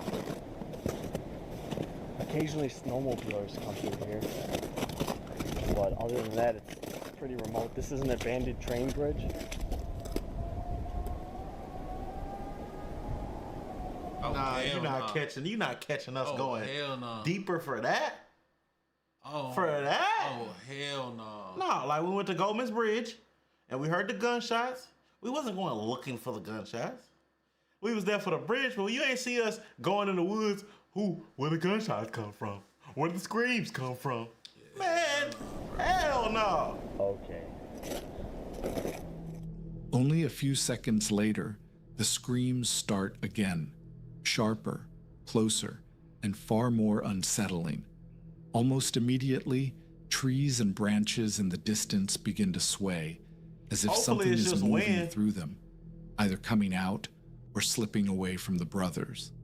But despite every instinct telling them to leave, the two remain determined, locked into the moment. They instincts are telling them to go, not leave. They don't have them instincts. And into their mission, they continue forward, desperate to find out what or who could be making those horrifying sounds. Curiosity kills the cat. Yeah, my brother said he heard some weird things, but that's pretty weird. I've never heard a grizzly bear sound like that before. There's bears out there? Two? You got like chills going down your spine? Oh, they are in Appalachian. Appalachian Mountains. Oh, you take that one path up here. Yeah. Is that right there? Yeah. Picture the babies. Oh yeah, that ain't wind. That is not wind. Oh baby. Okay, I don't even want to go. I don't even want to. I'm lying. You going?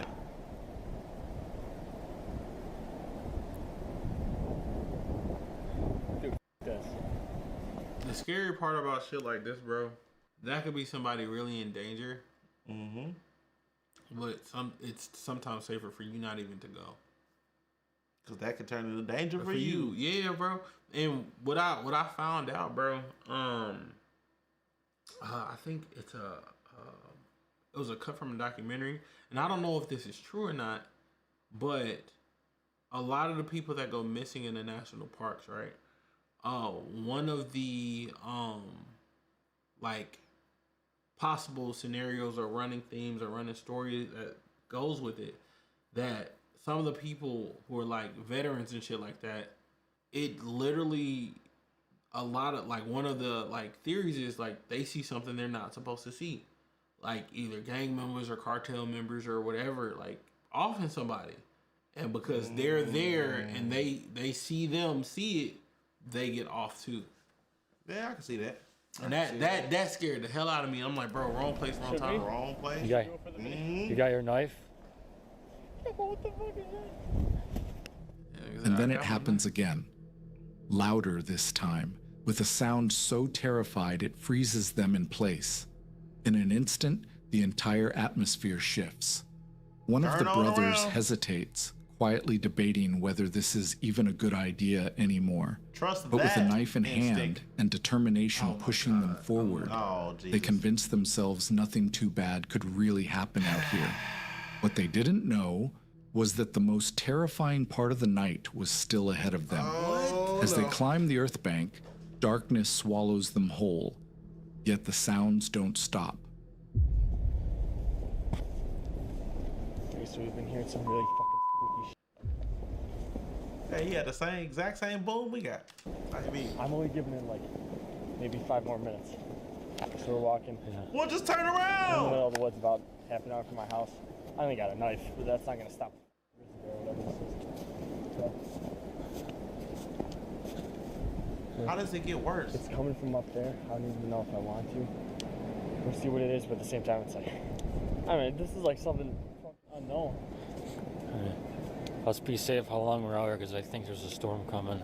It's getting real windy. I don't want to hear from you. You the one pushing them to go forward. No, cause remember he's like, you got your knife? He's like, yeah. He's like, you want to go? Yeah, he's like, maybe you should call him. He ain't say, no, this dude behind the camera ain't say nothing about, I don't want to go. Oh, the one behind the camera, yeah. Yeah, it's him that's talking about, I don't know, dude. I don't know. D, you got your knife? Well, that nigga like, well, you know what? Alright. This is...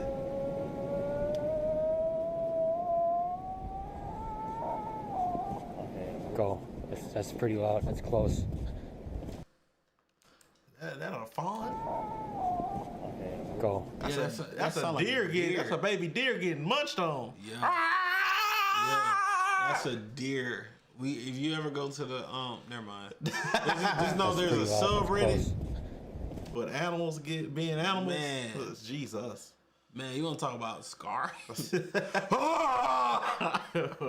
That fucking bear eating that deer up. The mama deer left the fawn, bro. Oh, bro. That bear said, ah! That mother said, ah! The one of the bear in the backyard just munching on a deer, and the deer just like, ah! Ah! In fact, they get closer. Each step brings the unseen creature nearer, and finally, the fear becomes too much. The brothers decide it's time to head back, with nothing but a single knife to protect themselves from what could very well be a grizzly bear. They know this is a fight they could never win. Oh, go. It's coming. Oh, crap. Wait, don't, wait. Go. Wait. Nah, twin, you better speed up. You better speed up, bro. Talk about some what? Speed up, nigga. What? Hurry up, nigga. That nigga, bro, that whatever that is got after him, bro. Who we talking about? Bro, I'm telling you. Look, crew, slow as hell. Crew, this is what you do. What you do? Don't ever find yourself in these situations. But if you in these situations, always have a stick. Always you better have something, bro. If them ain't legal, you better have a knife at bare minimum. Bear, mace, knife, whatever. Have a combination. Holy, I think I saw it. Go. Go. Nah, buddy, you just slow. Go. In an instant, the screams double in volume, erupting from what sounds like right beside them, and that's all it takes. The brothers sprint for their lives, tearing through the dark woods until they finally reach their car, breathless and shaking. They approached one of them animals eating their meal. And he said, hold up, twin. You ain't finna take this from me. Get up out of here. I'm eating. What's truly disturbing is the uncertainty. At the start, The trees can be seen rustling and shaking on camera, yet when they get closer, the screams begin to sound almost human. Maybe it was two different creatures. Maybe it was the same one, moving closer each time. But since they never managed to catch even a glimpse of whatever was out there, one thing is certain. This video remains a mystery. Oh no, bro. Since 2017, a YouTuber named Phil, the creator behind the channel Hike Slam, has always been filming the woods the same way. Slow pans, quiet trails, and the kind of calm storytelling that makes viewers feel like they're walking right beside him.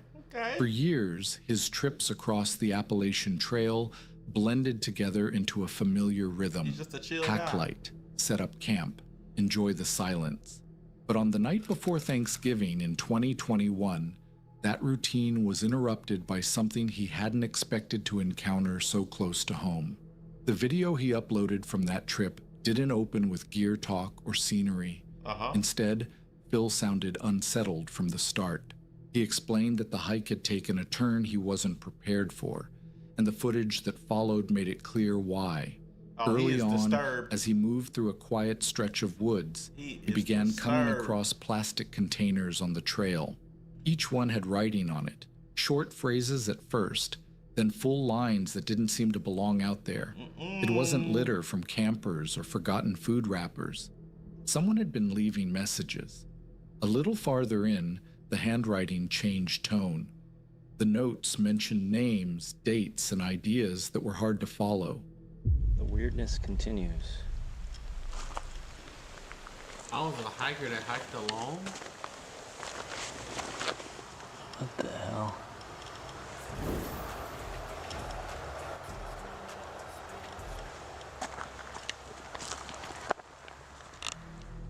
They didn't read like journal entries.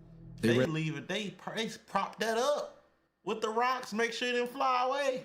Read more like someone trying to work through thoughts that spiraled faster than the pen could keep Spiraling up. out of control. Moments later, Phil found something else. A discovery he caught on camera almost by accident. And there's a dead duck here. Whoa. I thought we was gonna see a body. And it looks like it was just put here because it's not wet. That duck is fairly recently killed. All right. They just passed by. Kind of creepy. The moment is brief, but it's enough to show that whatever was happening on that trail wasn't random. Phil continued, hoping the strange messages were isolated to that one spot. But soon he saw smoke rising from a campfire tucked just out of view, with a tarp pitched nearby. It wasn't abandoned. Someone was staying there, and recently. That was enough for Phil to keep moving toward a shelter farther ahead, somewhere with walls, an established site, and perhaps other hikers. On the way, he ran into two women and their dog, heading in the opposite direction. They stopped him, clearly worried, and asked if he had seen a man leaving strange writings and disturbing items along the trail. They didn't want to walk alone, so Phil accompanied them until they reached a safer area. When they turned back, he retraced his own route, now more aware of how quiet the woods had become. He eventually reached a second shelter and decided to stop for the night. The footage slows down here. Phil cooking, tending to the fire, trying to shake off the tension. But inside the shelter's logbook, he found another set of writings. I'm gonna check out the shelter log here. I hang out by the fire. Almost every shelter on the Appalachian Trail has a shelter log where people write in their trail names person and what's been going there on. They can too, write whatever bro. they want in there. So it's kind of cool tradition here. So let's see what this one says. Crazy person done been there too, bro. All right, let's see what's happened recently. Oh shit. Yep. Holy crap. Wait a second. Let me adjust the camera here. This writing looks almost exactly like the writing that was on that garbage a couple of miles from here. This type of shit Stephen King and the writers be on. They just know how to put it somewhere. These niggas, Think grave robber. That ain't going crazy out there, bro. Or he trolling to like scare people. Same handwriting, the same pattern of rambling lines that jump between memories, confessions, and warnings that didn't make much sense on their own. Even the rhythm of the sentences felt familiar. As he kept reading, the entries grew stranger. 2018, while I was incarcerated at the Okaloosa County Jail. Oh, yeah. Oh, What the heck? In solitary confinement. Oh, yeah, they done put this man mind through the ringer, bro. Following out. First of all, he did the crime enough to be incarcerated. Then he did something to be put in solitary confinement. And now he just happened to be out. To Isaiah 28:15 through 9. Some reference time spent alone. Others hinted at fears or beliefs that suggested the writer didn't feel safe or didn't want others to. And then Phil noticed the final detail, a half-filled Gatorade bottle hanging from a string inside the shelter with another handwritten message attached. What the hell is going on? Phil set up his tent inside the shelter, hoping the night would pass quietly. Oh, God. But sometime later, he heard someone outside. Not an animal, footsteps, slow, measured, circling. When he peeked out, his camera caught a figure moving with a headlamp, passing through the beam of light and disappearing again into the dark. Phil didn't wait to find out more. He packed silently, stepped back onto the trail, and made the long hike to his truck in complete darkness, checking behind him more times than he cared to admit. He made it home safely, but the experience stayed with him. Nearly 3 years later, in October 2024, Phil returned to the same trail to see what remained, whether the writings were still there, whether the shelter still carried the same sense of unease, or whether the person behind those messages had ever left the woods at all. You should check out Phil's channel to find out what he discovered upon his revisit. Whatever the explanation, the trail that night revealed a side of the Appalachian wilderness that rarely makes it into hiking videos. This is why, like, I'm very much like not for us going there, because it's not just like a house or a place we rent. We're gonna be outside in the wilderness, and the problem is like animals and shit, but also people. Hey, it's gonna be a group of us. If we do end up out there, a group of us, and a minimum of 4, and a gun. Something for protection, a gun. An experienced guide, and a vehicle ready to go. The sense that someone else had been out there long before Phil arrived, and might have been waiting to see who found their messages next. On April 4th, 2024, a TikTok creator named Dustin Frazier uploaded a truly horrifying video recorded from a small cabin tucked deep within the Appalachian Mountains. In the footage, Dustin is waiting for his DoorDash order when sudden, unexpected knocks echo through the door. But when he looks outside, there's no one there. But then Dustin steps outside to check the door again as the knocking continues. And once more, no one is standing on the porch. However, someone is there. Lurking just beyond the glow of the porch light, across the narrow road between the trees, stands a figure. You better, bruh. That lady in so much danger, bro. You better stop trying to troll. Bro, lady, young dude in a mask. She in so much danger. What you want to do? Call me Negan, because I'm coming out with that spike bat. Yeah. I'm gonna open the blinds. All right, I'm doing this. Boom!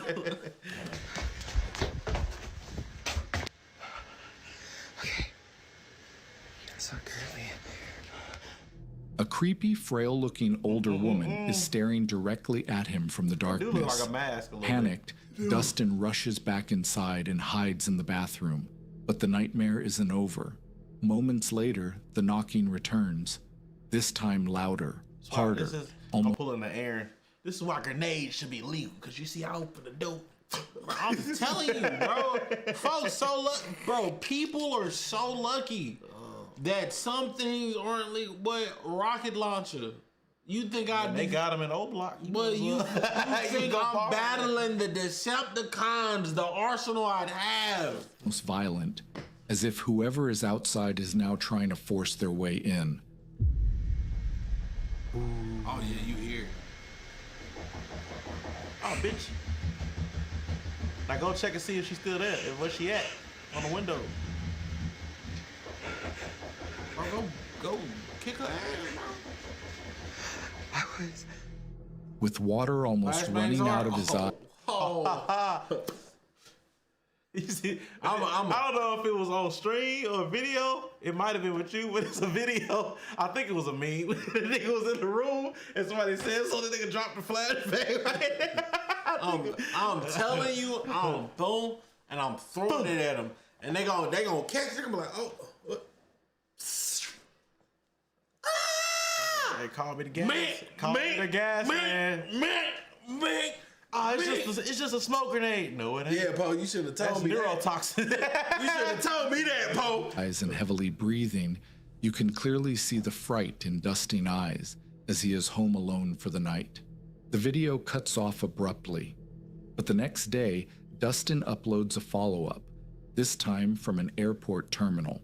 Shaken and exhausted, he explains that he left his mom's cabin first thing in the morning. He didn't feel safe staying there another night. Get up out of there. So he booked the earliest flight he could and went straight to New York. I wouldn't have stayed there that night. I Bro, would have yeah. booked the hotel room somewhere else and then flew out. And as of today, no further update has ever been given. No identity, no explanation, and no sign of the mysterious woman who stood outside Dustin's door. That look like, that Still, nose look like a you can't mask. help but wonder, who was Don't she? move. What did she want from him? And why didn't she leave? The questions linger to this day, unanswered and unsettling. But one thing is certain. Living in the Appalachian Mountains is no joke. He's the one. We talking about flashbanging that demon. No, that what you just saw on the screen. That's what we talking about flashbang. That's the this the same dude who did the egg test. Yeah, I remember that video. And he opened and there was blood in the eggs. Yeah. Or they were black. Was one of the two. Next up is Mo Sargi, a well-known YouTuber who runs his self-titled channel, famous for exploring everything from creepy cabins to haunted forests. Oh, he's crazy. Mo is always out chasing the unknown in some of the most abandoned and unsettling places on Earth. This time, on September 28, 2023, he was Aren't they called Hurley tees? deep in the Appalachian Mountains. Every dude who ever wears them is insane. It's it's a gun guy. He got a whole gun room.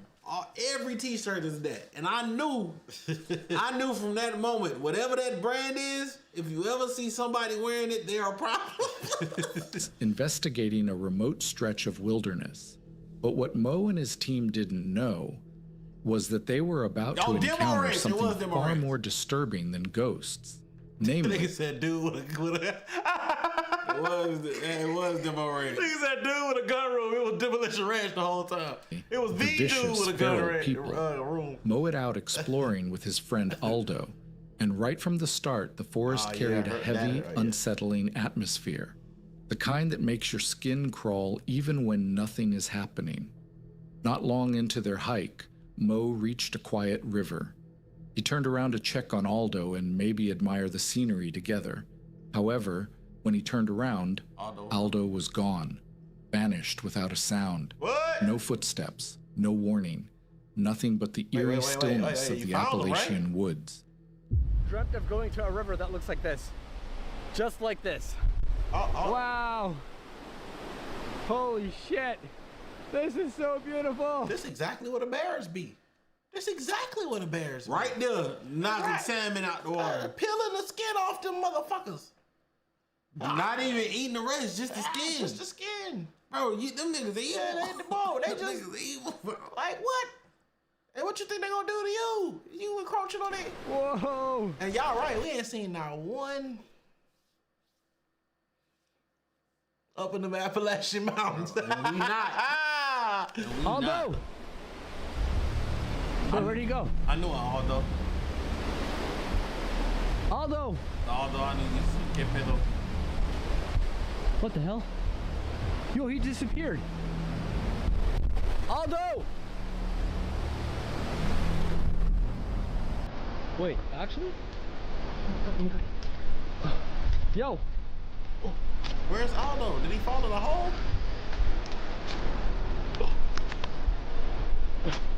Yo! Yo! Hey! Shit, spider webs. Aldo, what you doing? Yo! Hey! You okay? Yo! Hey! Aldo! Yo! Whoa! Hey! Wake up! Guys, I think he fucked up. Yo, Aldo, wake up! Fortunately, Aldo wasn't actually gone. Mo eventually spotted him lying a short distance away, but that only raised more questions. Did he slip? Aldo was sprawled out on the ground, completely motionless. Why was he lying there? Did he fall? Did he pass out? Or did someone push him? After a while, Aldo finally regains consciousness. Check his camera. But what he tells Mo is far more disturbing than anything Mo could have imagined. What happened? Did you slip and fall? No. So what happened? Something was following us. Something was following us? Yeah. I heard something. Because I was on the rocks looking at the water. I looked back and you're not here. And I'm like, what the hell? Did this guy disappear on me? I heard something, so I turned around, and then everything went black. So somebody hit you? I saw someone. Yes, I think so. Nah, this nigga serious. This nigga serious. Somebody whacked this nigga. That nigga pulled that knife out quick. He like, nah. Hey. Someone's here. Stay ready. You ain't gotta get ready. Take it easy. Does your head hurt? Does your legs hurt? My head hurts. Your head hurts? Right here. Come feel it. There's like a bump. You feel it? Holy shit. That's a big bump. What Aldo says next sends a chill through both of them. That bitch right out. As he was walking toward the river, he suddenly heard rustling in the trees behind him. When he turned around, he caught a glimpse of a figure just before something shoved him hard to the ground. What's most disturbing, though, is that whoever or whatever was out there didn't take anything. It depends on if they allowed to carry guns in this area. Yeah, that's probably why they do the knives. Yeah. Didn't say a single word. They just disappeared back into the trees, leaving Mo and Aldo shaken and terrified. However, unsure of their next move, they talk it over for a while. Oh, he's spooked. Aldo wants to get out of the forest immediately, while Mo is determined to keep the exploration going, which means they'll be camping inside one of the abandoned houses hidden deep. Hell no. My nigga get knocked out, bro. He just got knocked. He just we gone, bro. What? We gone. Turn around. We gone. Get him checked out first of all. We gone. Cause he could have a concussion. Yeah. Yeah, cause you could wake up with a concussion. What's the one you what is it? Yeah, it's a concussion where you could wake up, but you could have like internal bleeding in your brain. Mm-hmm. Yeah, bro. Yeah, bro. If he got hit in the back of the head enough to put knock him out, oh, what are we spending the night in the? You know what I'm saying? We can come back. I ain't gonna lie, terrible friend. We can come back, bruh. In the Appalachian Mountains. I think we should get the hell out of here, man. I literally got attacked. Well, we do want to camp out here. That's the point. Oh, that's one of them niggas too here for the content. He too forward for the content. Too for the. He going. Come back. This challenge. I said we go back up the steps, and we camp out in that area where the toilet is. Yeah. The abandoned houses. Yeah. And we just chill there for the night. I agree. That's a good idea. The duo chooses to stay overnight, making their way toward the abandoned buildings concealed within the forest. It seems like the perfect spot until something forces them to rethink that plan. As soon as they step inside the abandoned... I know it's heartbreaking to break up the video idea, but this nigga got knocked out, unless this is staged. Yeah, unless it's staged, yeah. But if it ain't staged, then the nigga just got knocked the hell out by a mysterious nigga in the woods. Yeah, bro. And you didn't even hear it. Yeah, bro. I'm not buildings. I'm not going, bro. Bro, hell, nigga, when I started feeling weird at Yorktown, I was like, bro, I don't want to stay here. Weird. Like, Niggas wanted to go upstairs and downstairs. I was like, I'm leaving. I don't care what y'all do. I'm leaving. I will Uber Pack that shit up, bro. somewhere, but I'm not staying here. Pack that shit Loud up. banging echoes through another room. What's it? The hell is that? Forcing the duo to sprint back outside as quickly as possible. They nearly stumble on their way out, but they keep running, only slowing once they believe they've put enough distance between themselves and whatever is haunting the structure. When they finally turn back, they see something deeply unsettling. Wait, what's that in the window? What's that in the window? Oh my god. Oh my god. There's a face. Dude, look at my screen. Look at my lens. You can't zoom in that far. There's a guy standing right there. Look at his face. Oh, what the f? I can't see him. You can't zoom in that see far. right there? There's a guy standing right there. I can't Look make at it his out, face. is what I'm saying. Right there. Where, Oh, that's a head. Yeah. I'm like, what is it? Because it looked like one big circle. So it don't look like another. Oh. Okay. What the f is that? Let's go, let's go. What the fuck is that? Go, go, go, go, go now. Go now. Oh my god. A hooded man standing at the edge of a window, staring directly at Mo and Aldo with an unnerving, unbroken glare. You right, I am too scared because I want to live my life, nigga. You could go be Mr. Macho Man. Shit like this happen, nigga. First of all, if I have a firearm, you're in the most danger you will ever be in. Cause I'm mowing you down, okay? Full magazine, sir. He was dead on the third bullet. I had to make sure. I was in fear for my life. Sir, it looked like he was shot with an automatic. I realized now that might have been a death gurgle, but I had to be sure. He was still alive to me. That nigga, bro, hey, that bug had a... Did you put a button on this, sir? My index. They thought I was macroing. He thought I was macroing, bro. The sight is enough to send the duo running again. Night fell, and it had been a few hours since the duo decided to head home. Oh my god. But they never made it that far. When they ran from the hooded figure earlier, they accidentally veered off the trail, and too terrified to go back the same way, they tried taking a shortcut through the forest. But as they pushed deeper between the trees, they quickly lost all sense of direction. Alright, so we're officially lost somehow. No clue where the hell we are. But we're trying to make our way out. We took a wrong path somewhere in the darkness. As you guys can see, it's freaking dark. No bueno. Probably the worst thing we did is take a shortcut. But as they keep wandering through the mountain forest, they suddenly stumble upon shelter. But just because it's shelter doesn't mean it's safe. I mean, it's safe, bro. Anybody can find you, bro. Are you lost? Oh! Yo, shelter. Yes. Shelter. Shelter, you gotta what check. The fuck is this?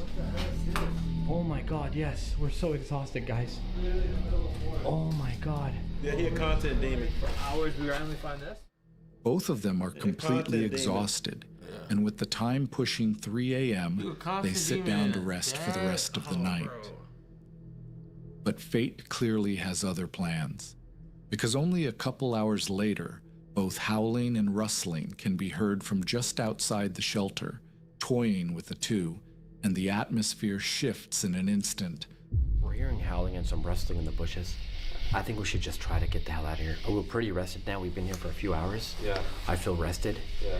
And I had some of my snacks to give me a bit of energy. I am still thirsty, but whatever. I had some Skittles.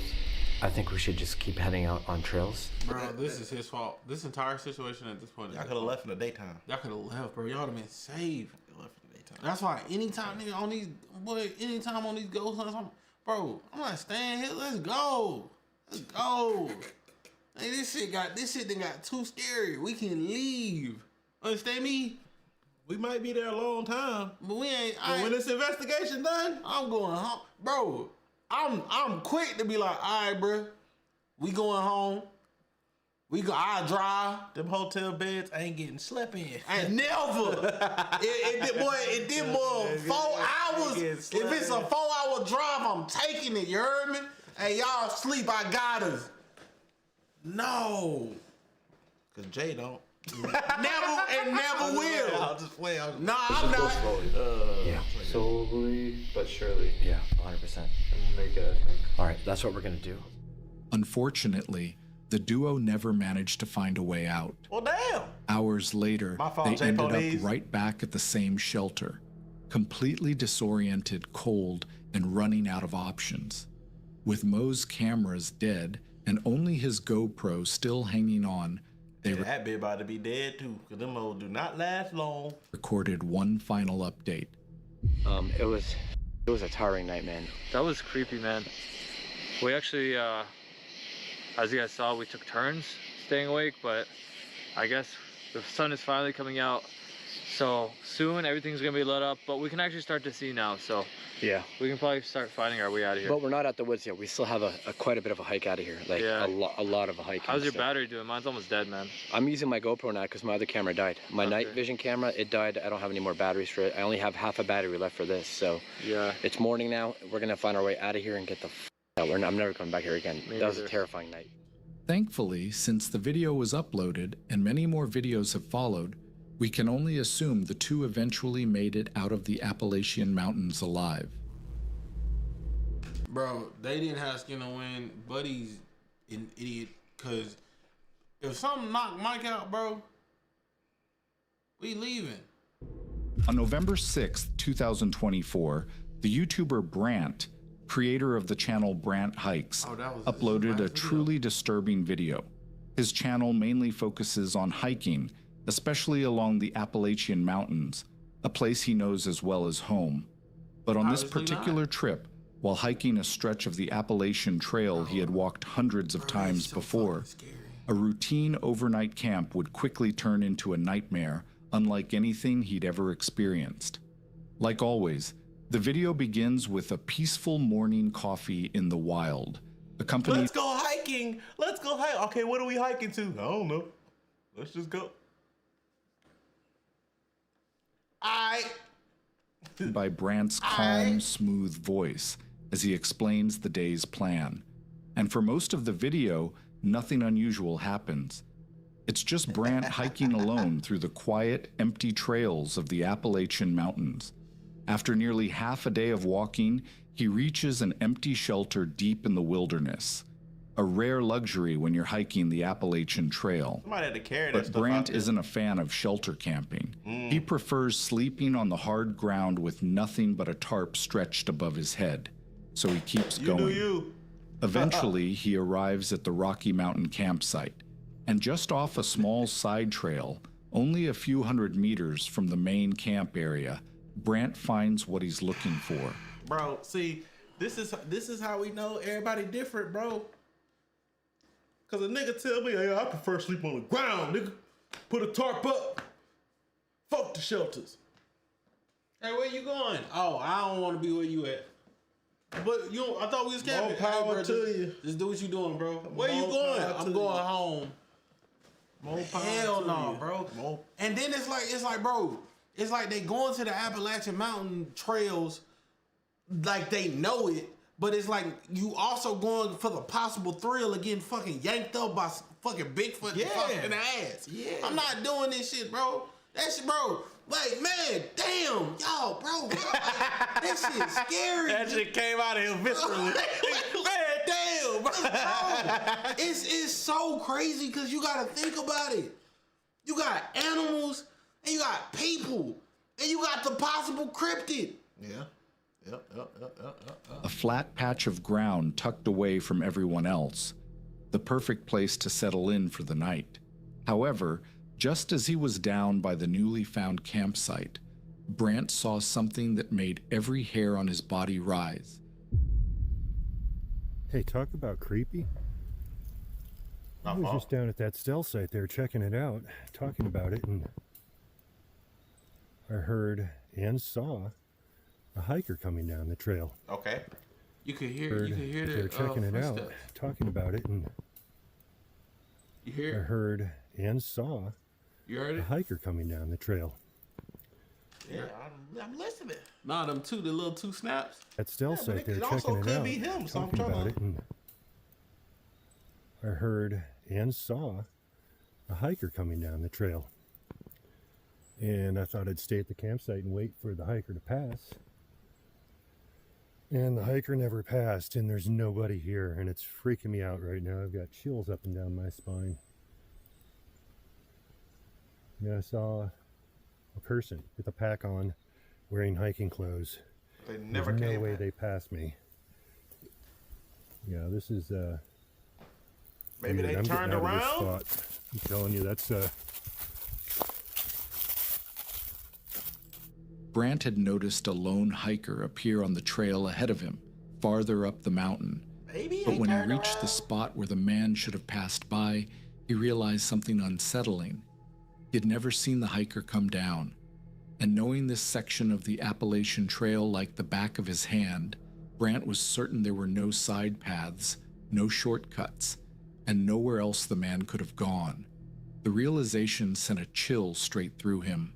Feeling uneasy, Brant decided to leave his chosen campsite for the moment and move on. As Brant continues moving away from the area, he mentions that this actually wasn't the first time he'd seen someone that day. you know, honestly, that's the second time today that's happened. And the first time is when I was sawing that log, and I looked over and I was like, oh, someone's coming up the trail. The log will be sawed for them when they get here, and there was never anybody there. But before he can elaborate further, he's forced to cut the video short, as his camera battery is on low battery. In his final update, Brant says he plans to put as much distance as possible between himself and this section of the mountain before nightfall, Saving grace is that he got it uploaded, so we know he made it. and hopefully get a decent night's That's sleep creepy, though. once he's far enough away. Damn. And that'll be all for tonight's video. W's video, craziest bro. part, that was the last video. That was a lot. Yeah, from the looks of it. Well, let's go check, bro. Did he list our sources in the, you know what I'm saying? Brant Hikes. Let's see. Because on his video, it said like a year ago. Brant Hikes videos. Oh, that was his last. Oh, no, it wasn't. Oh, okay. It wasn't. He just stopped. Maybe he ran out of time to, you know what I'm saying, type beat. Yeah, that wasn't his last one. He just stopped. Man. All right, we got 30 minutes of disturbing Appalachian stuff. One night, a man noticed a strange pair of Trail glowing encounters. eyes moving around his property. Grabbing his gun, he stepped outside, determined to find out what was lurking in the dark. All right, whatever you are, you need to leave. Oh, right there. Stay out of this place. You think it's like This is our home. Oh, it got two eyes. That's human. Yeah, that's something. This is our home. Need to leave. Leave, demon! Do human eyes reflect like that? I would assume they can. Because I thought that was only an animal trait. I've I've also been seeing it like sometimes like I'll see a reflection on like cameras or stuff like that. Only animals. Oh. Huh. Nuke. Yep. Cause that's his home, bro. Where the eyes are placed, that's like a human face. The instant he fired, the creature darted off into the Oh, he darkness. shot? Oh, get up out of there. What made the encounter truly Yeah, chilling was my the type of height guy. of the eyes, nearly 7 feet off the ground. Whoa. The man didn't believe it was human, or even an ordinary animal. One night, Instagram. That's why you gotta keep a thermoscope. True. Cause I'm gonna record it and I'm putting it down, whatever it is. True. Thermoscope would have been clutch right there, not gonna lie. Facts. Instagram user That Girl Christina noticed something unusual at her home. Oh, I remember the tree. Loud crash. She stepped Man, outside to hell no. investigate and saw this. Oh, tree. Wait, Yeah, it's about to get worse. Tree at our house? wait. It's not even like it fell. That's like the whole damn thing. Bro, we saw this. Okay. Yeah, I remember This seeing is it. and like this is the one, bro. Like, I went back and looked at this video because like they made more like recordings of this on TikTok. If you see no tree in the background is close enough for it to do that. Yeah. Like, no tree, bro. It went through this basket, through this table. Through the table, of course. And down there. Instead of toppling across the roof like a normal fallen tree, the trunk stood upright, skewering through the house and reaching into the night sky as if thrown like a giant spear. The angle seemed impossible. How could this have just happened? This is the Fugate family, an Appalachian family known for their unusual blue-tinged skin. The condition was caused by a rare blood disorder, methemoglobinemia, passed down. Methemoglobinemia. Can we look up the somebody with that skin condition real quick? Let's see. Oh, like them. Oh, okay. Yeah, I have seen that. You know before. the sucky part, bro. What? If they was born back in the day, they was like, he's a demon. Demon. What is that? Passed down through generations due to isolation and inbreeding. It began with Martin Fugate and Elizabeth Smith in the 1820s, whose children carried the recessive gene. Many descendants inherited it, and although their appearance was striking, most led normal, healthy lives. Okay. One descendant, Luna Stacy, lived to 77 and had 13 children. The last blue Fugate was born in 1975, marking the end of this rare genetic line. An Uber driver arrived at a creepy, deserted village in Mexico. The storm only added to the eerie atmosphere. While waiting for their passenger, they noticed something unusual. Hell nah, bro. Look at this shit. In Mexico, bro. I'm telling you, Mexico's like another dimension, dude. Bro, what is that? Look at that motherfucker right there. What is that? On top of a building? He looks big as fuck. The driver watched for nearly 5 minutes, but the figure didn't move or shift. It seemed completely frozen in place. Maybe it was just a decoration, but in that eerie setting, Bitch, I'm Batman! it didn't feel right. No one ever got an answer. A wildfire swept through the valley between Hurricane and LaBarge, Utah, coming dangerously close to nearby homes. It could have gotten really bad. It could have come up, spotted over this rooftop, and just kept going through the grass and sage and then into our neighborhood. Authorities reported that the fire had been deliberately set by a single individual. Somebody was down here, they seen when the fire started, kind of hustling out of here. A witness took photos of the suspect setting fire to multiple locations before fleeing on a bicycle. Police arrested 28-year-old Bradley Edward Belmore on 3 counts of second-degree arson. Fortunately, firefighters from 4 agencies, aided by air support, were able to contain the blaze before it reached nearby neighborhoods. Bro, living in places like that, bro, where those fires could start and just take over, that is some of the scariest stuff ever. A woman once took a selfie while hiking the Appalachian Trail, but when she posted it online, people noticed something unusual in the background. A strange figure appeared, seemingly with antlers, yet its body looked eerily humanoid, too human to be a typical animal. Nah, it looked like a moose to me.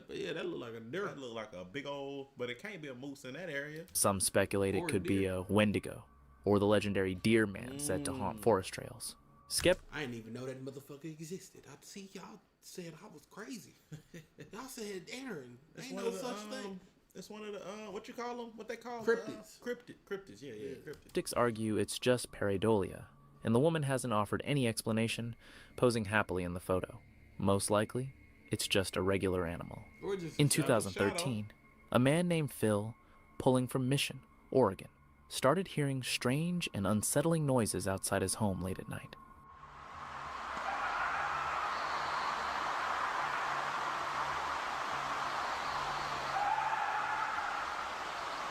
You know what's crazy, bro?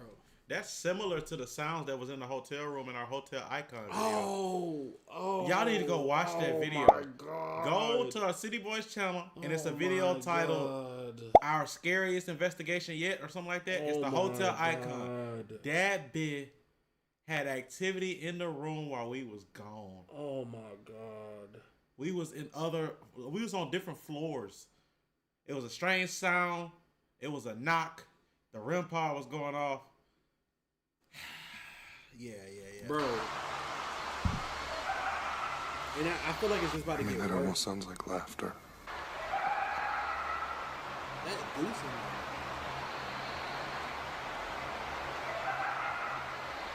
Craziest part about the Icon video, the Icon video isn't even the craziest thing. That's not even the worst one. That one was like, oh, I'm glad we got activity. It started. That was when the crazy start. Chat. Then we went to the jail, took it up a level. Then we went to the freaking Emily Morgan. Out of there. Bro, And then tomorrow we going to the Mongolia. It's up, chat. It's up.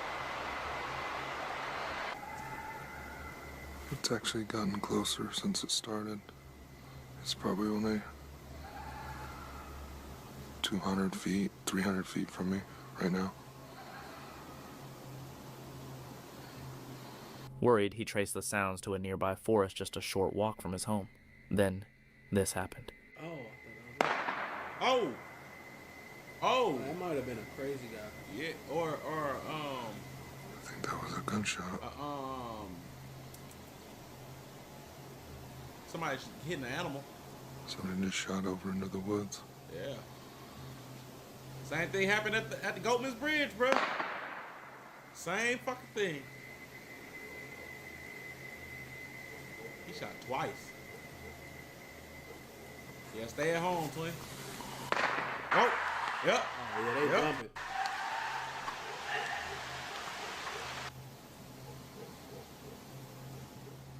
Then, the woods suddenly fell silent, as if something had lost patience with whatever was making the noise. I think that's like home defense. I think that's it. Months later, others online reported hearing similar sounds across the region.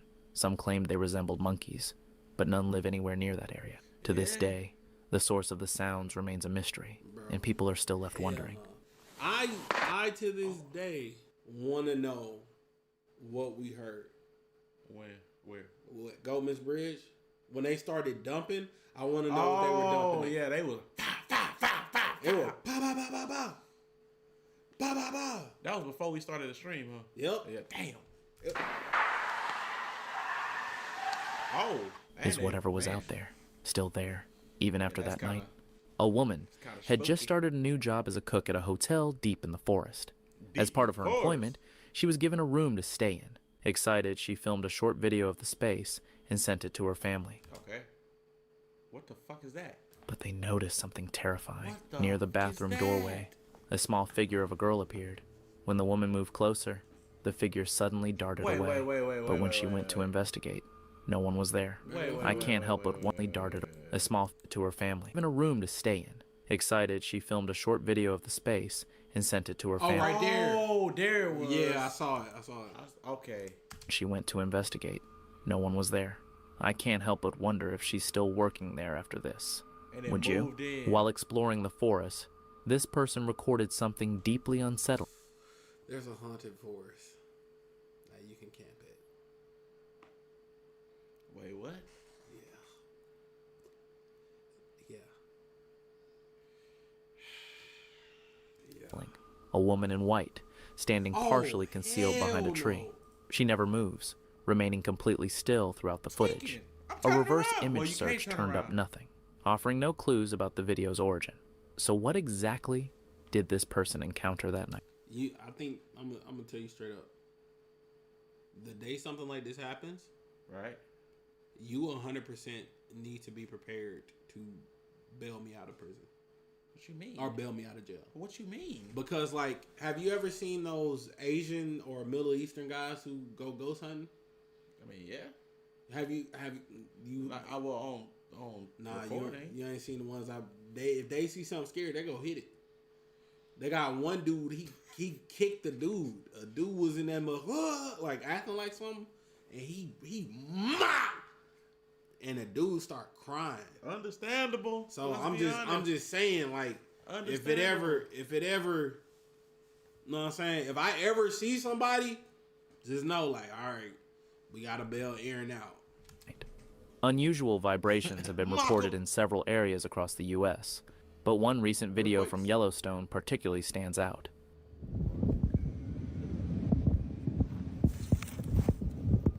Can it just be an earthquake?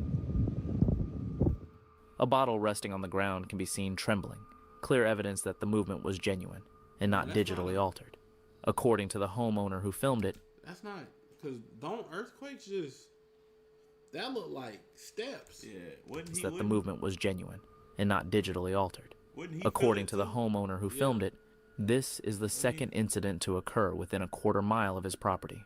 Some speculate that shifting magma deep underground could be responsible, fueling fears of a potential Yellowstone eruption. Others think it may be caused by heavy drilling. For now, the true cause remains unknown. A Facebook user shared a photo of their kids playing in the woods. At first, it seemed like a perfectly normal picture, until the mother noticed something in the background. I see like a body. Between the trees, a faint figure of a woman. That's pareidolia. I think that's what it's called, pareidolia. When shit look like something? Yeah, because to me, that just look like trees. Appeared, almost perfectly blending with the shadows. The image quickly drew attention. Was it just pareidolia, or something more mysterious? A home What secure. if pareidolia has always been something? Nah, that's pareidolia, twin. No, I'm saying, what if pareidolia, the thing, like, because pareidolia is Oh, you mean like, what if it's always you just seeing something? Yeah, what if you're, what if they named it something because they like, my eyes playing tricks on me, but it's always actually been something? That'd be crazy. We need to start throwing rocks at it. Yeah, well, you don't see it till after. Yeah. Right. Yeah, Security camera recorded a chilling scene one dark night in the Appalachian Mountains. In the footage, a shadowy humanoid figure appeared, its eyes glowing in the darkness.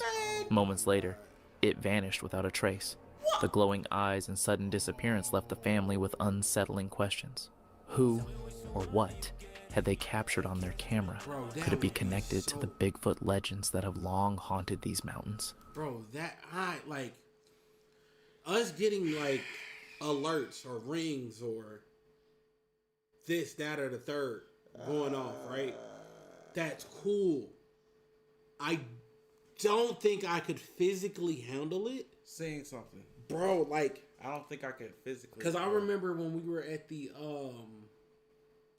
asylum. Yorktown. And, like, we heard hey in the camera, but we didn't hear that there. Right. And then, but we heard the footsteps and we didn't see nothing. Oh my God, we gotta go back.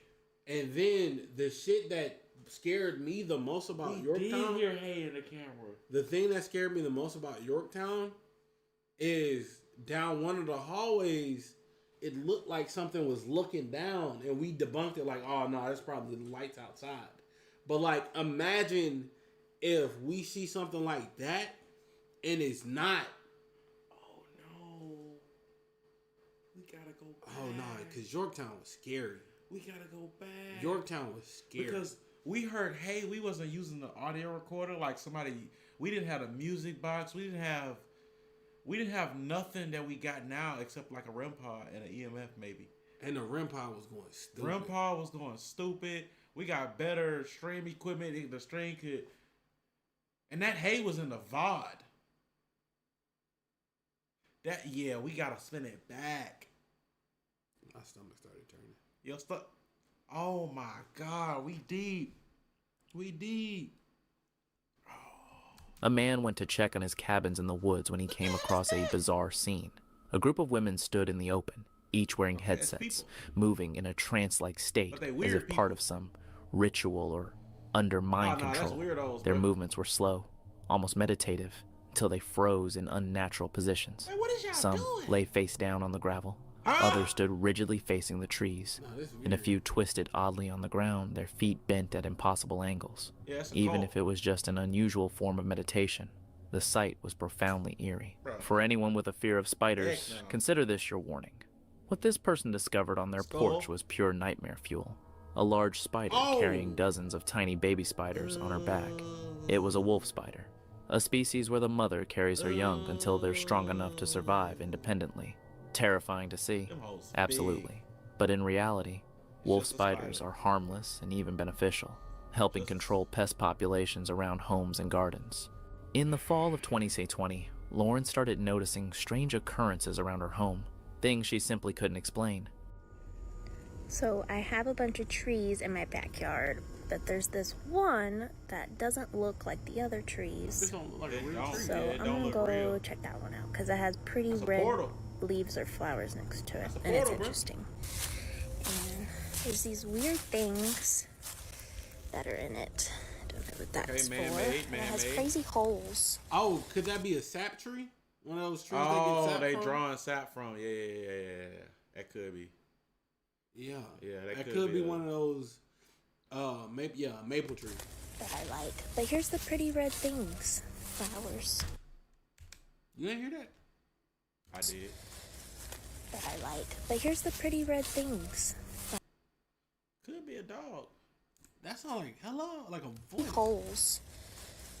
That I like. But here's the pretty red things. Flowers. No, they're leaves. Those are leaves. Oh. I like you. Animal skull. That bitch been there for a long time. What Jesus.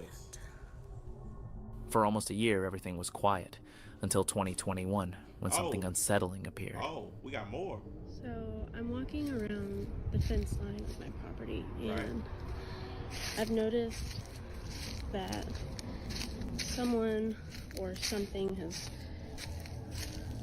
What the hell put something on pretty much all of my People fence being posts. weird, bro.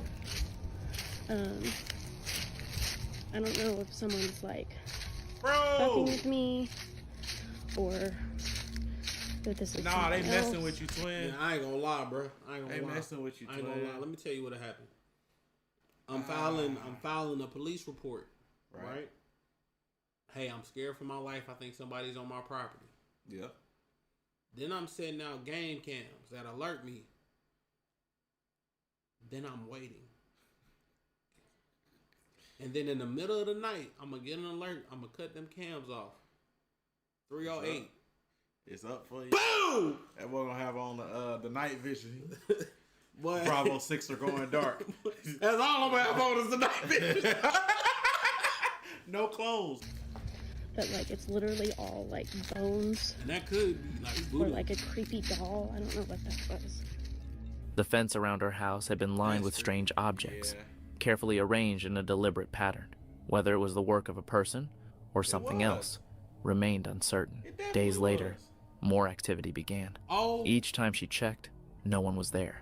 But when she finally went back inside, something happened. Well, I'm not sorry, but I can find something.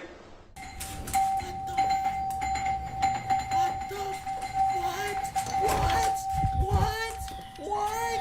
It's a whole build-up. I thought we was done. I thought we was done. Oh, no. I thought we was done. No. Oh, so it ain't even a ring. Luna, come on. That's a regular doorbell. Later that day, her security camera caught something chilling.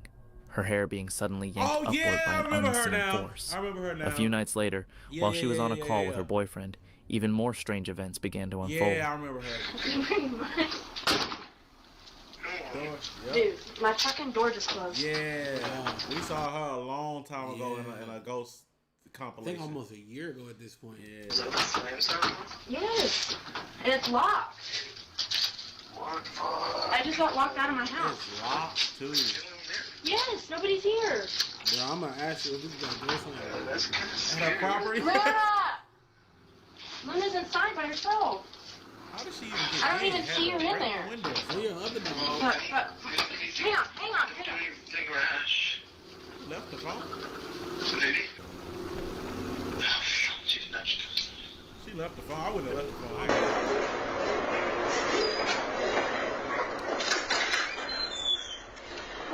Oh yeah, the door shut. The door shut. It slammed. It stopped and then it slammed. Yeah, nah, this one was crazy, Bro, Yeah, I this ain't one gonna, was I'm gonna be crazy. so real This with you, one bro. was crazy. I'm gonna be so real Yeah, with you, bro. GG's. I need to be able, like, I want a place where we could bring out, like, either the Durango or the Escalade, the dirt bikes on the back, you know what I'm saying? We got to trek out somewhere, you feel me? You know what I'm saying? We trek out, ghost hunt. Saying that now. Look, let me tell you. Until you gotta trek back after something happened. Nigga, trek back. Nigga, that, the one, mine, the blue one, that'd be one kickstart.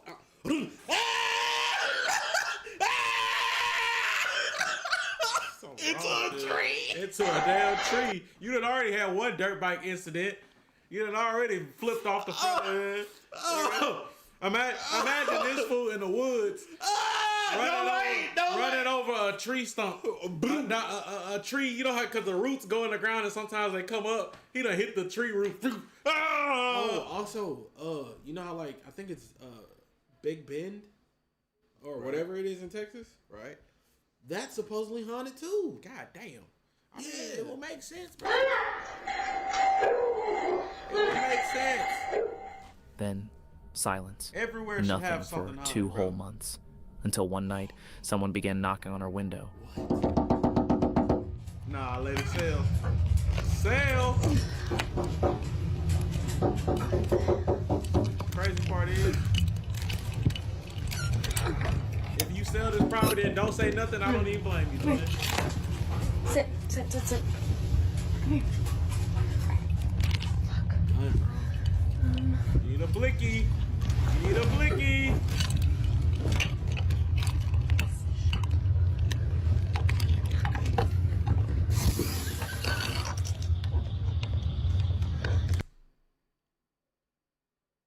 Red. I wasn't even trying to stop it on that. I'm just stopping her on the fact she's a fucking crackhead. Opening a window like that? Yeah. What are we doing? What the hell we doing, lady? Lady, you tweaking. You tweaking, lady. I'm not even gonna lie. Oh, that's... What the fuck is that? That is... What the... Is she not worried about that? Is she not worried about I think that's a mailbox. Or, is that something of hers that she knows of? Okay. She opened that bit up. Like all the way. Tweaking.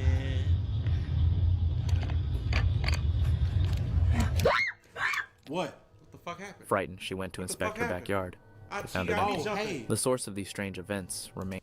Some said, hey. Frightened, she went. Yeah. Oh shit. Oh shit. It's messing Frightened, with she you, went to girl. inspect her backyard, but found it empty. The source of these strange events remains unknown. After that night, Lauren ceased posting altogether. One day, a hiker captured footage of a strange sight. Yeah, brass and Brazil. Oh, yeah, brass. Oh, yeah, brass. Whoa! It's something moving. That's somebody. Yeah, brass. Yeah, brass. Yeah, yeah, brass. And it faded away. That nigga going crazy. Yeah, he going crazy. Yeah, brass. It looked like a tunnel of clouds stretching straight from the ground up into the sky. At first, it resembled a tornado funnel, but the weather was calm with no signs of storms. The location of the footage is unknown, making it difficult to identify what rare weather phenomenon this could have been. Any thoughts on what it might be? In 2015, a teenager in Turner, Maine, was walking their dog when they captured this short video.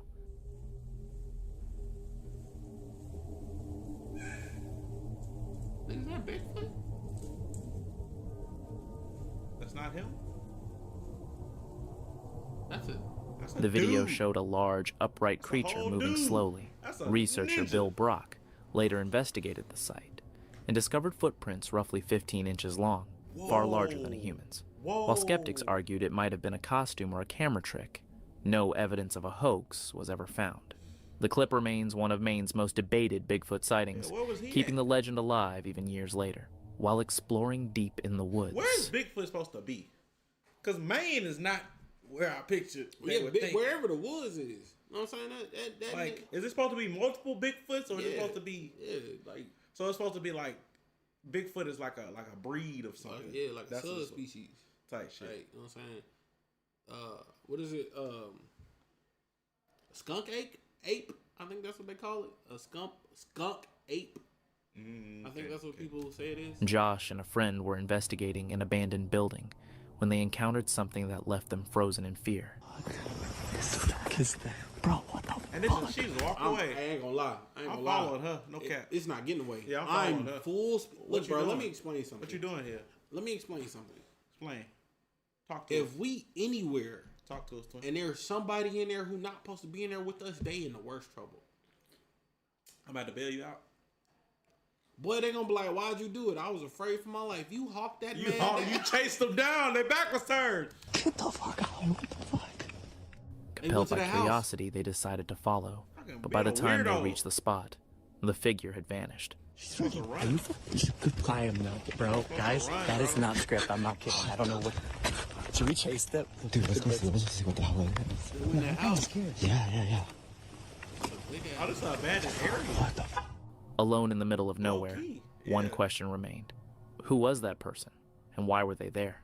After digging deeper, the explanation turned out to be far less mysterious than it first seemed. I accidentally scared exploring with Josh.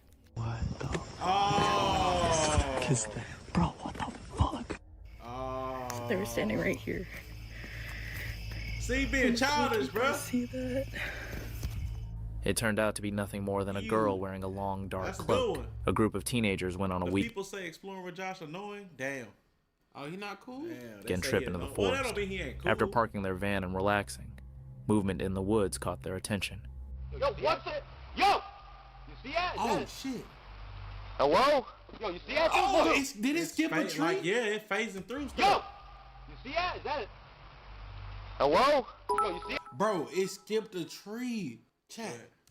After parking their van and relaxing, movement in the woods caught Tell their me attention. if I'm tripping. It looked like it skipped trees. Yo! All right, boom. See that? Is that it? Right there. Hello? Yo, you see that? Yeah, it did. Yo, get the fuck out of here. It Get did. the fuck out of here. Yo, go. A dark, furry figure appeared, walking upright before suddenly dropping to all fours and sprinting away. Panic set in as the group fled, with one teen managing to capture shaky footage of the encounter. The creature looked disturbingly human yet wild.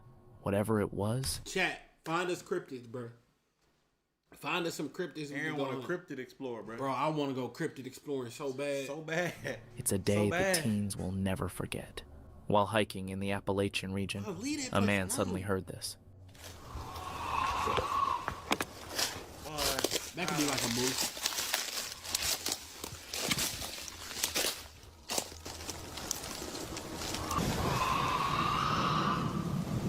Or a baby deer. That's an animal. Yeah, that's an animal, bro. That's something. A loud, Either way, scratchy don't mess with hiss it. echoed through the forest, lasting several seconds, heavy and unsettling. Yet, no source could be seen in the footage. Some believe it came from a large animal, like a bear or mountain lion, while others think it might be connected to the many mysterious stories surrounding the Appalachian wilderness. A TikToker shared a disturbing experience she had while camping in her tent. Take a look. I am so exhausted because I had the weirdest experience of my life last night. While sleeping in my tent, I woke up at 3:44 to some extremely loud music. Can they have guns in Appalachia? Depends on the state. Wow. Depends on I'm the never state. leaving Texas. I'm pretty sure, like, I feel like West Virginia would allow it's like a gun friendly. I'm never leaving Texas, bro. I feel like some of them are gun friendly for sure. Music playing in the middle What? of the forest, Music? like new age, XXYY with ZZ. I don't know how to say it. Spiritual alien type stuff. And it was so loud. It was like a religious stadium had music playing at 3:44 in the morning or something. I don't know how to explain it. It went on for hours. And it freaked me the F out. I seriously was like, did I die? Like, what's going on? Are you still in the forest?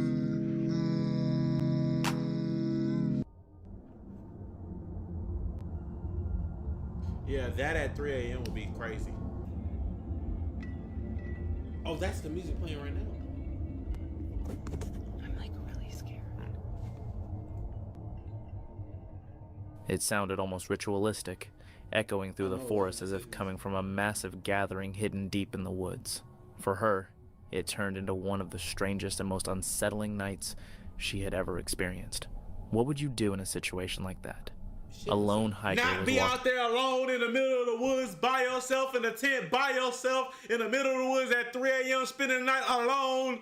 I'm gonna be so real with you. Anytime we go anywhere, there's gonna be a minimum of 4 of us. By yourself? There's a minimum. Understand me? Minimum of 4 of us. Okay? Through the forest when he spotted a crouched figure behind some bushes, covered in light golden fur. It didn't react to his presence, almost as if it didn't realize it was being watched. He quietly began filming, but when the creature moved a second time, fear took over and he fled the area. Some viewers think it was just a normal animal, while others suspect it might have been something far less familiar. Unfortunately, the clip's location remains unknown, making it difficult to determine what it truly was. At the summit, the hiker's hair began to lift on its own, strands rising as if charged by an unseen force. This wasn't static from clothing. It was nature's warning. High above the ground with nothing but open sky around them, the mountaintop had turned perilous. But where do you The go? rising hair signaled one thing. Lightning was close. Where do you go? Like, how do you? You just gotta keep moving. You have to run till your hair goes down. Remaining exposed could be deadly.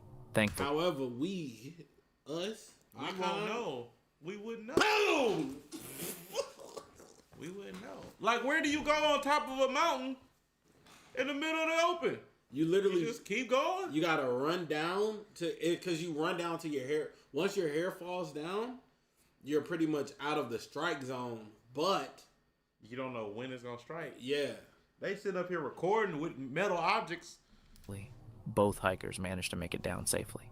While hiking deep in the forest, a man suddenly got the feeling that someone, or something, was following him. For his own safety, he started recording and ended up capturing something unusual. Oh shit! Bro, is he walking too? That's a dude. That's a dude. That is 100%. What is it doing? Did it rub his hair? Yeah, it did. Like, where he went? You right there. You right there. In the distance, a figure wearing a red shirt appears. But when the figure turns toward the camera, it seems to be wearing a white mask. Who was this mysterious person? And why was he following the man? Bro, people just Chris be out there just had just doing returned stuff. home in Appalachia when something outside caught his attention. Through the window, a pair of glowing eyes stared straight at him, unblinking and fixed. He quickly snapped a photo, but the eyes vanished moments later. Chris later shared the image on Reddit, asking if anyone could explain what he had seen. Some think it was just a normal animal, but in the Appalachian region, nothing can be taken for certain. You know, the one thing I'm happy about, we've only went to places not with aggressive or evil shit. Yeah. Because, like, places with aggressive evil shit, nigga, that shit terrifying. It's gotta be. Because imagine we go to, like, one of them conjuring houses, right? And that motherfucker pick up Simba. Oh. Help me, guys! Oh. How? How? She floating. Pick her up at like Black Phone too. While driving through Italy, a man stumbled I thought that was that meme with a big ass arm grabbing the steering. upon a restricted area with a single narrow path leading into the unknown. Curiosity got the better of him, and he decided to follow it. At the path's end, he discovered an eerie, completely abandoned village. Inside one house, everything was frozen in time. TVs left where they had been, children's toys scattered across the floor, dishes still on kitchen counters, in a thick layer of dust covering every surface. Then he noticed something chilling. Every calendar in every house was stuck on the year 2001. Later, he learned that the residents had been forced to abandon the village after a devastating earthquake in 2001. The damage had been so severe, and the risk of future quakes so high, that the community had no choice but to flee, leaving everything behind. Across Italy, dozens of similar abandoned villages exist, haunting yet fascinating places to explore. While trekking through a remote desert, a man noticed a disturbing figure perched on a distant mountain range. Man,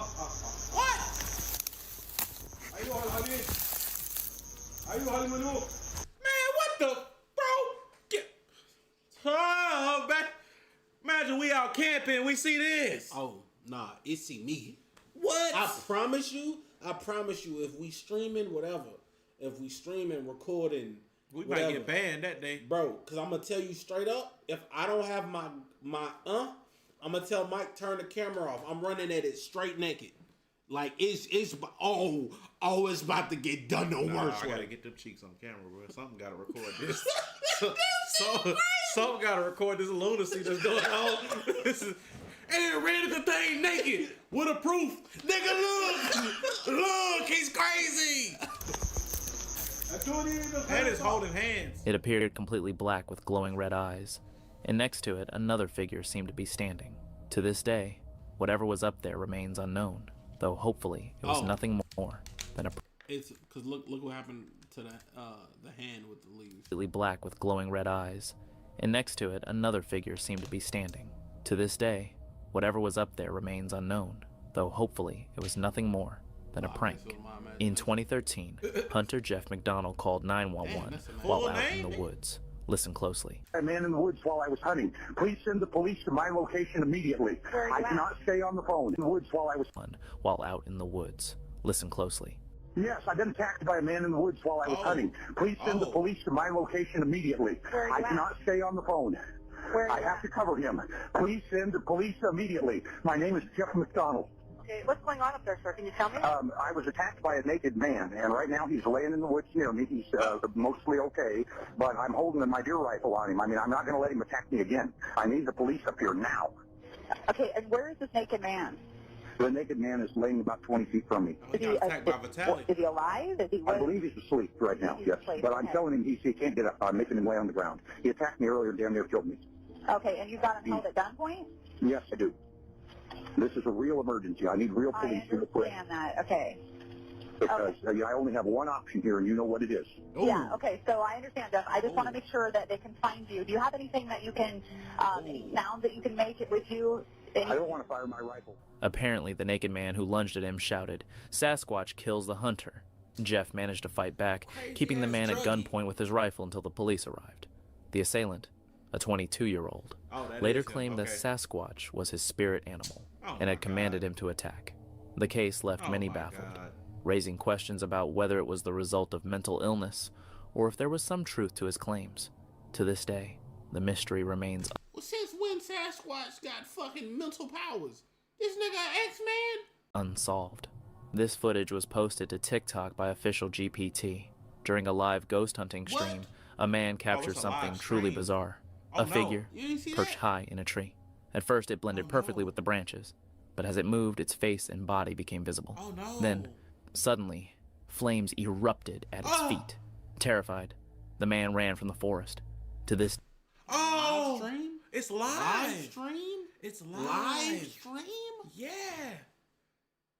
That's a dude in a ski. Gotta be. day, whatever he witnessed that night remains a mystery. While visiting the rainforest, a traveler was given an unsettling gift. A construction worker claimed he had dug up a voodoo doll buried beneath a tree and offered it as a keepsake. The doll was crudely made from fur, with strands of hair on its head and strange, unnervingly fresh-looking eyes. Disturbingly, the traveler accepted it and even considered taking it home as a souvenir. Honestly, though, I would never recommend bringing something like that into your house. A man was out on his nightly walk in Wisconsin with his dog when he decided to record the unusually thick fog enveloping a nearby wooded area. I come out here every night for a walk. What the hell is that? Some bullshit. A nearby wooded area. Bullshit. I come out here every night for a walk. Is that a dog? Oh, that must be his dog. And I had this insane spot. There is a type of Bigfoot with mental powers. Now it's called the Cherokee Devil. What? He didn't think it was real when he asked. I was just chatting. I'll get over here right now. Hey! Now! As he moved his spotlight across the trees, several glowing eyes stared back from the darkness. But the moment the beam hit them directly, they vanished without a trace. Shaken, he called his dog and hurried away, unable to shake the feeling that these were no ordinary animals. Red Sands, a desert on the outskirts of the city, popular for off-roading, hides more than just rolling dunes. While visiting, a man captured something unusual on camera. In the distance, a pale figure sprinted across the path. No. Witnesses later Nowhere described an safe. unsettling feeling that Nowhere safe, because why would you be out there in the middle of the night in the pitch black running across the sand, the suckiest environment there is? Sand sucks. Boy, that's David Goggins. You don't know me, son. You don't know me, son. I've been hard. What did you say? Get hard. What the fuck? I've been hard. Stay hard. You don't know me, hung son. over the night, as if the desert scary, itself were alive. While camping in the Appalachian Mountains, a camper recorded eerie and unsettling sounds during the night at his campsite.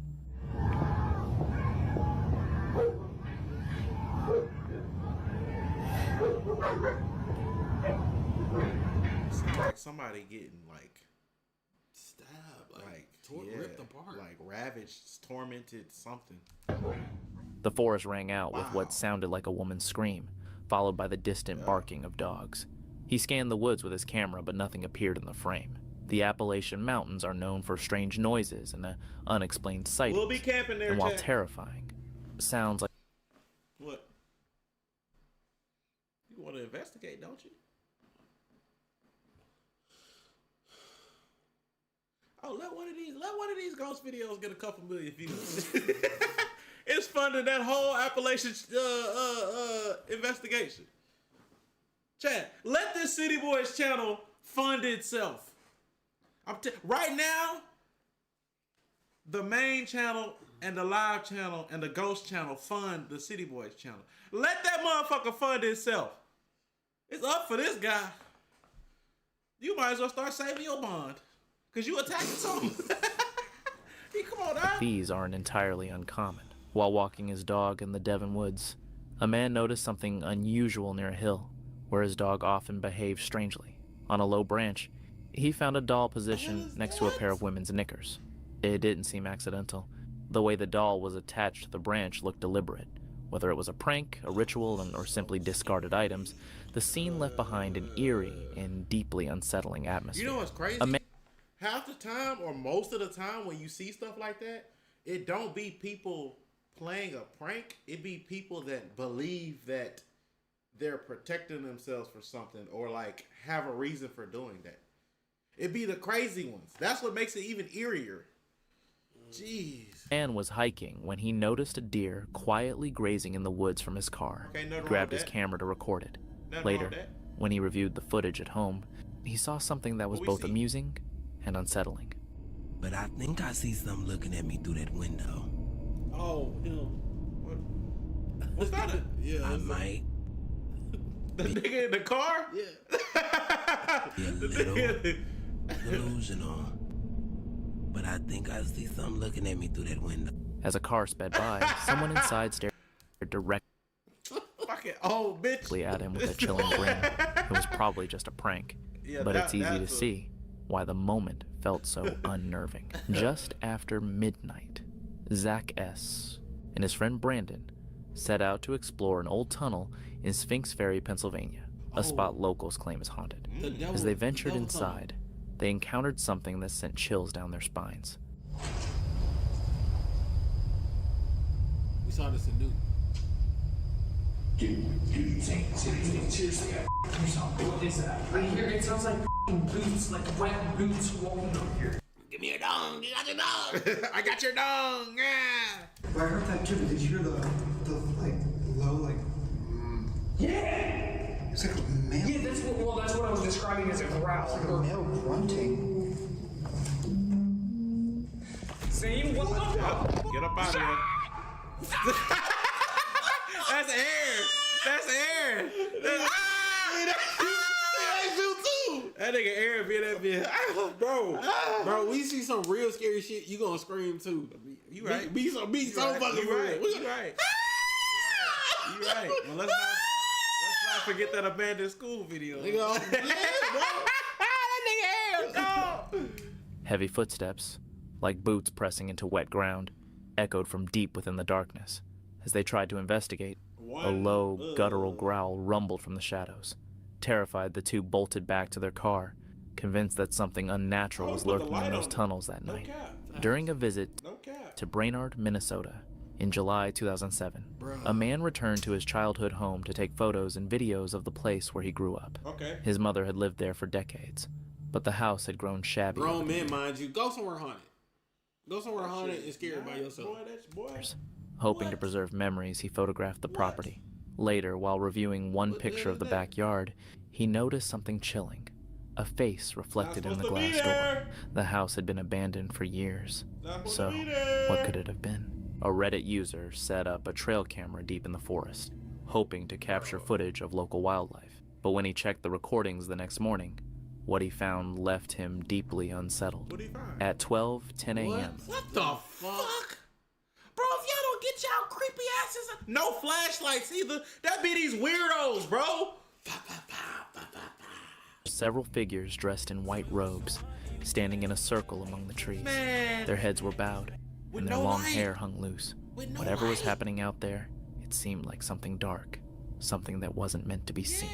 Deep in the forest, an explorer came across something unusual. A jar nestled among the twisted roots of a massive tree. Across cultures, legends speak of dark beings sealed in containers to keep their power in check.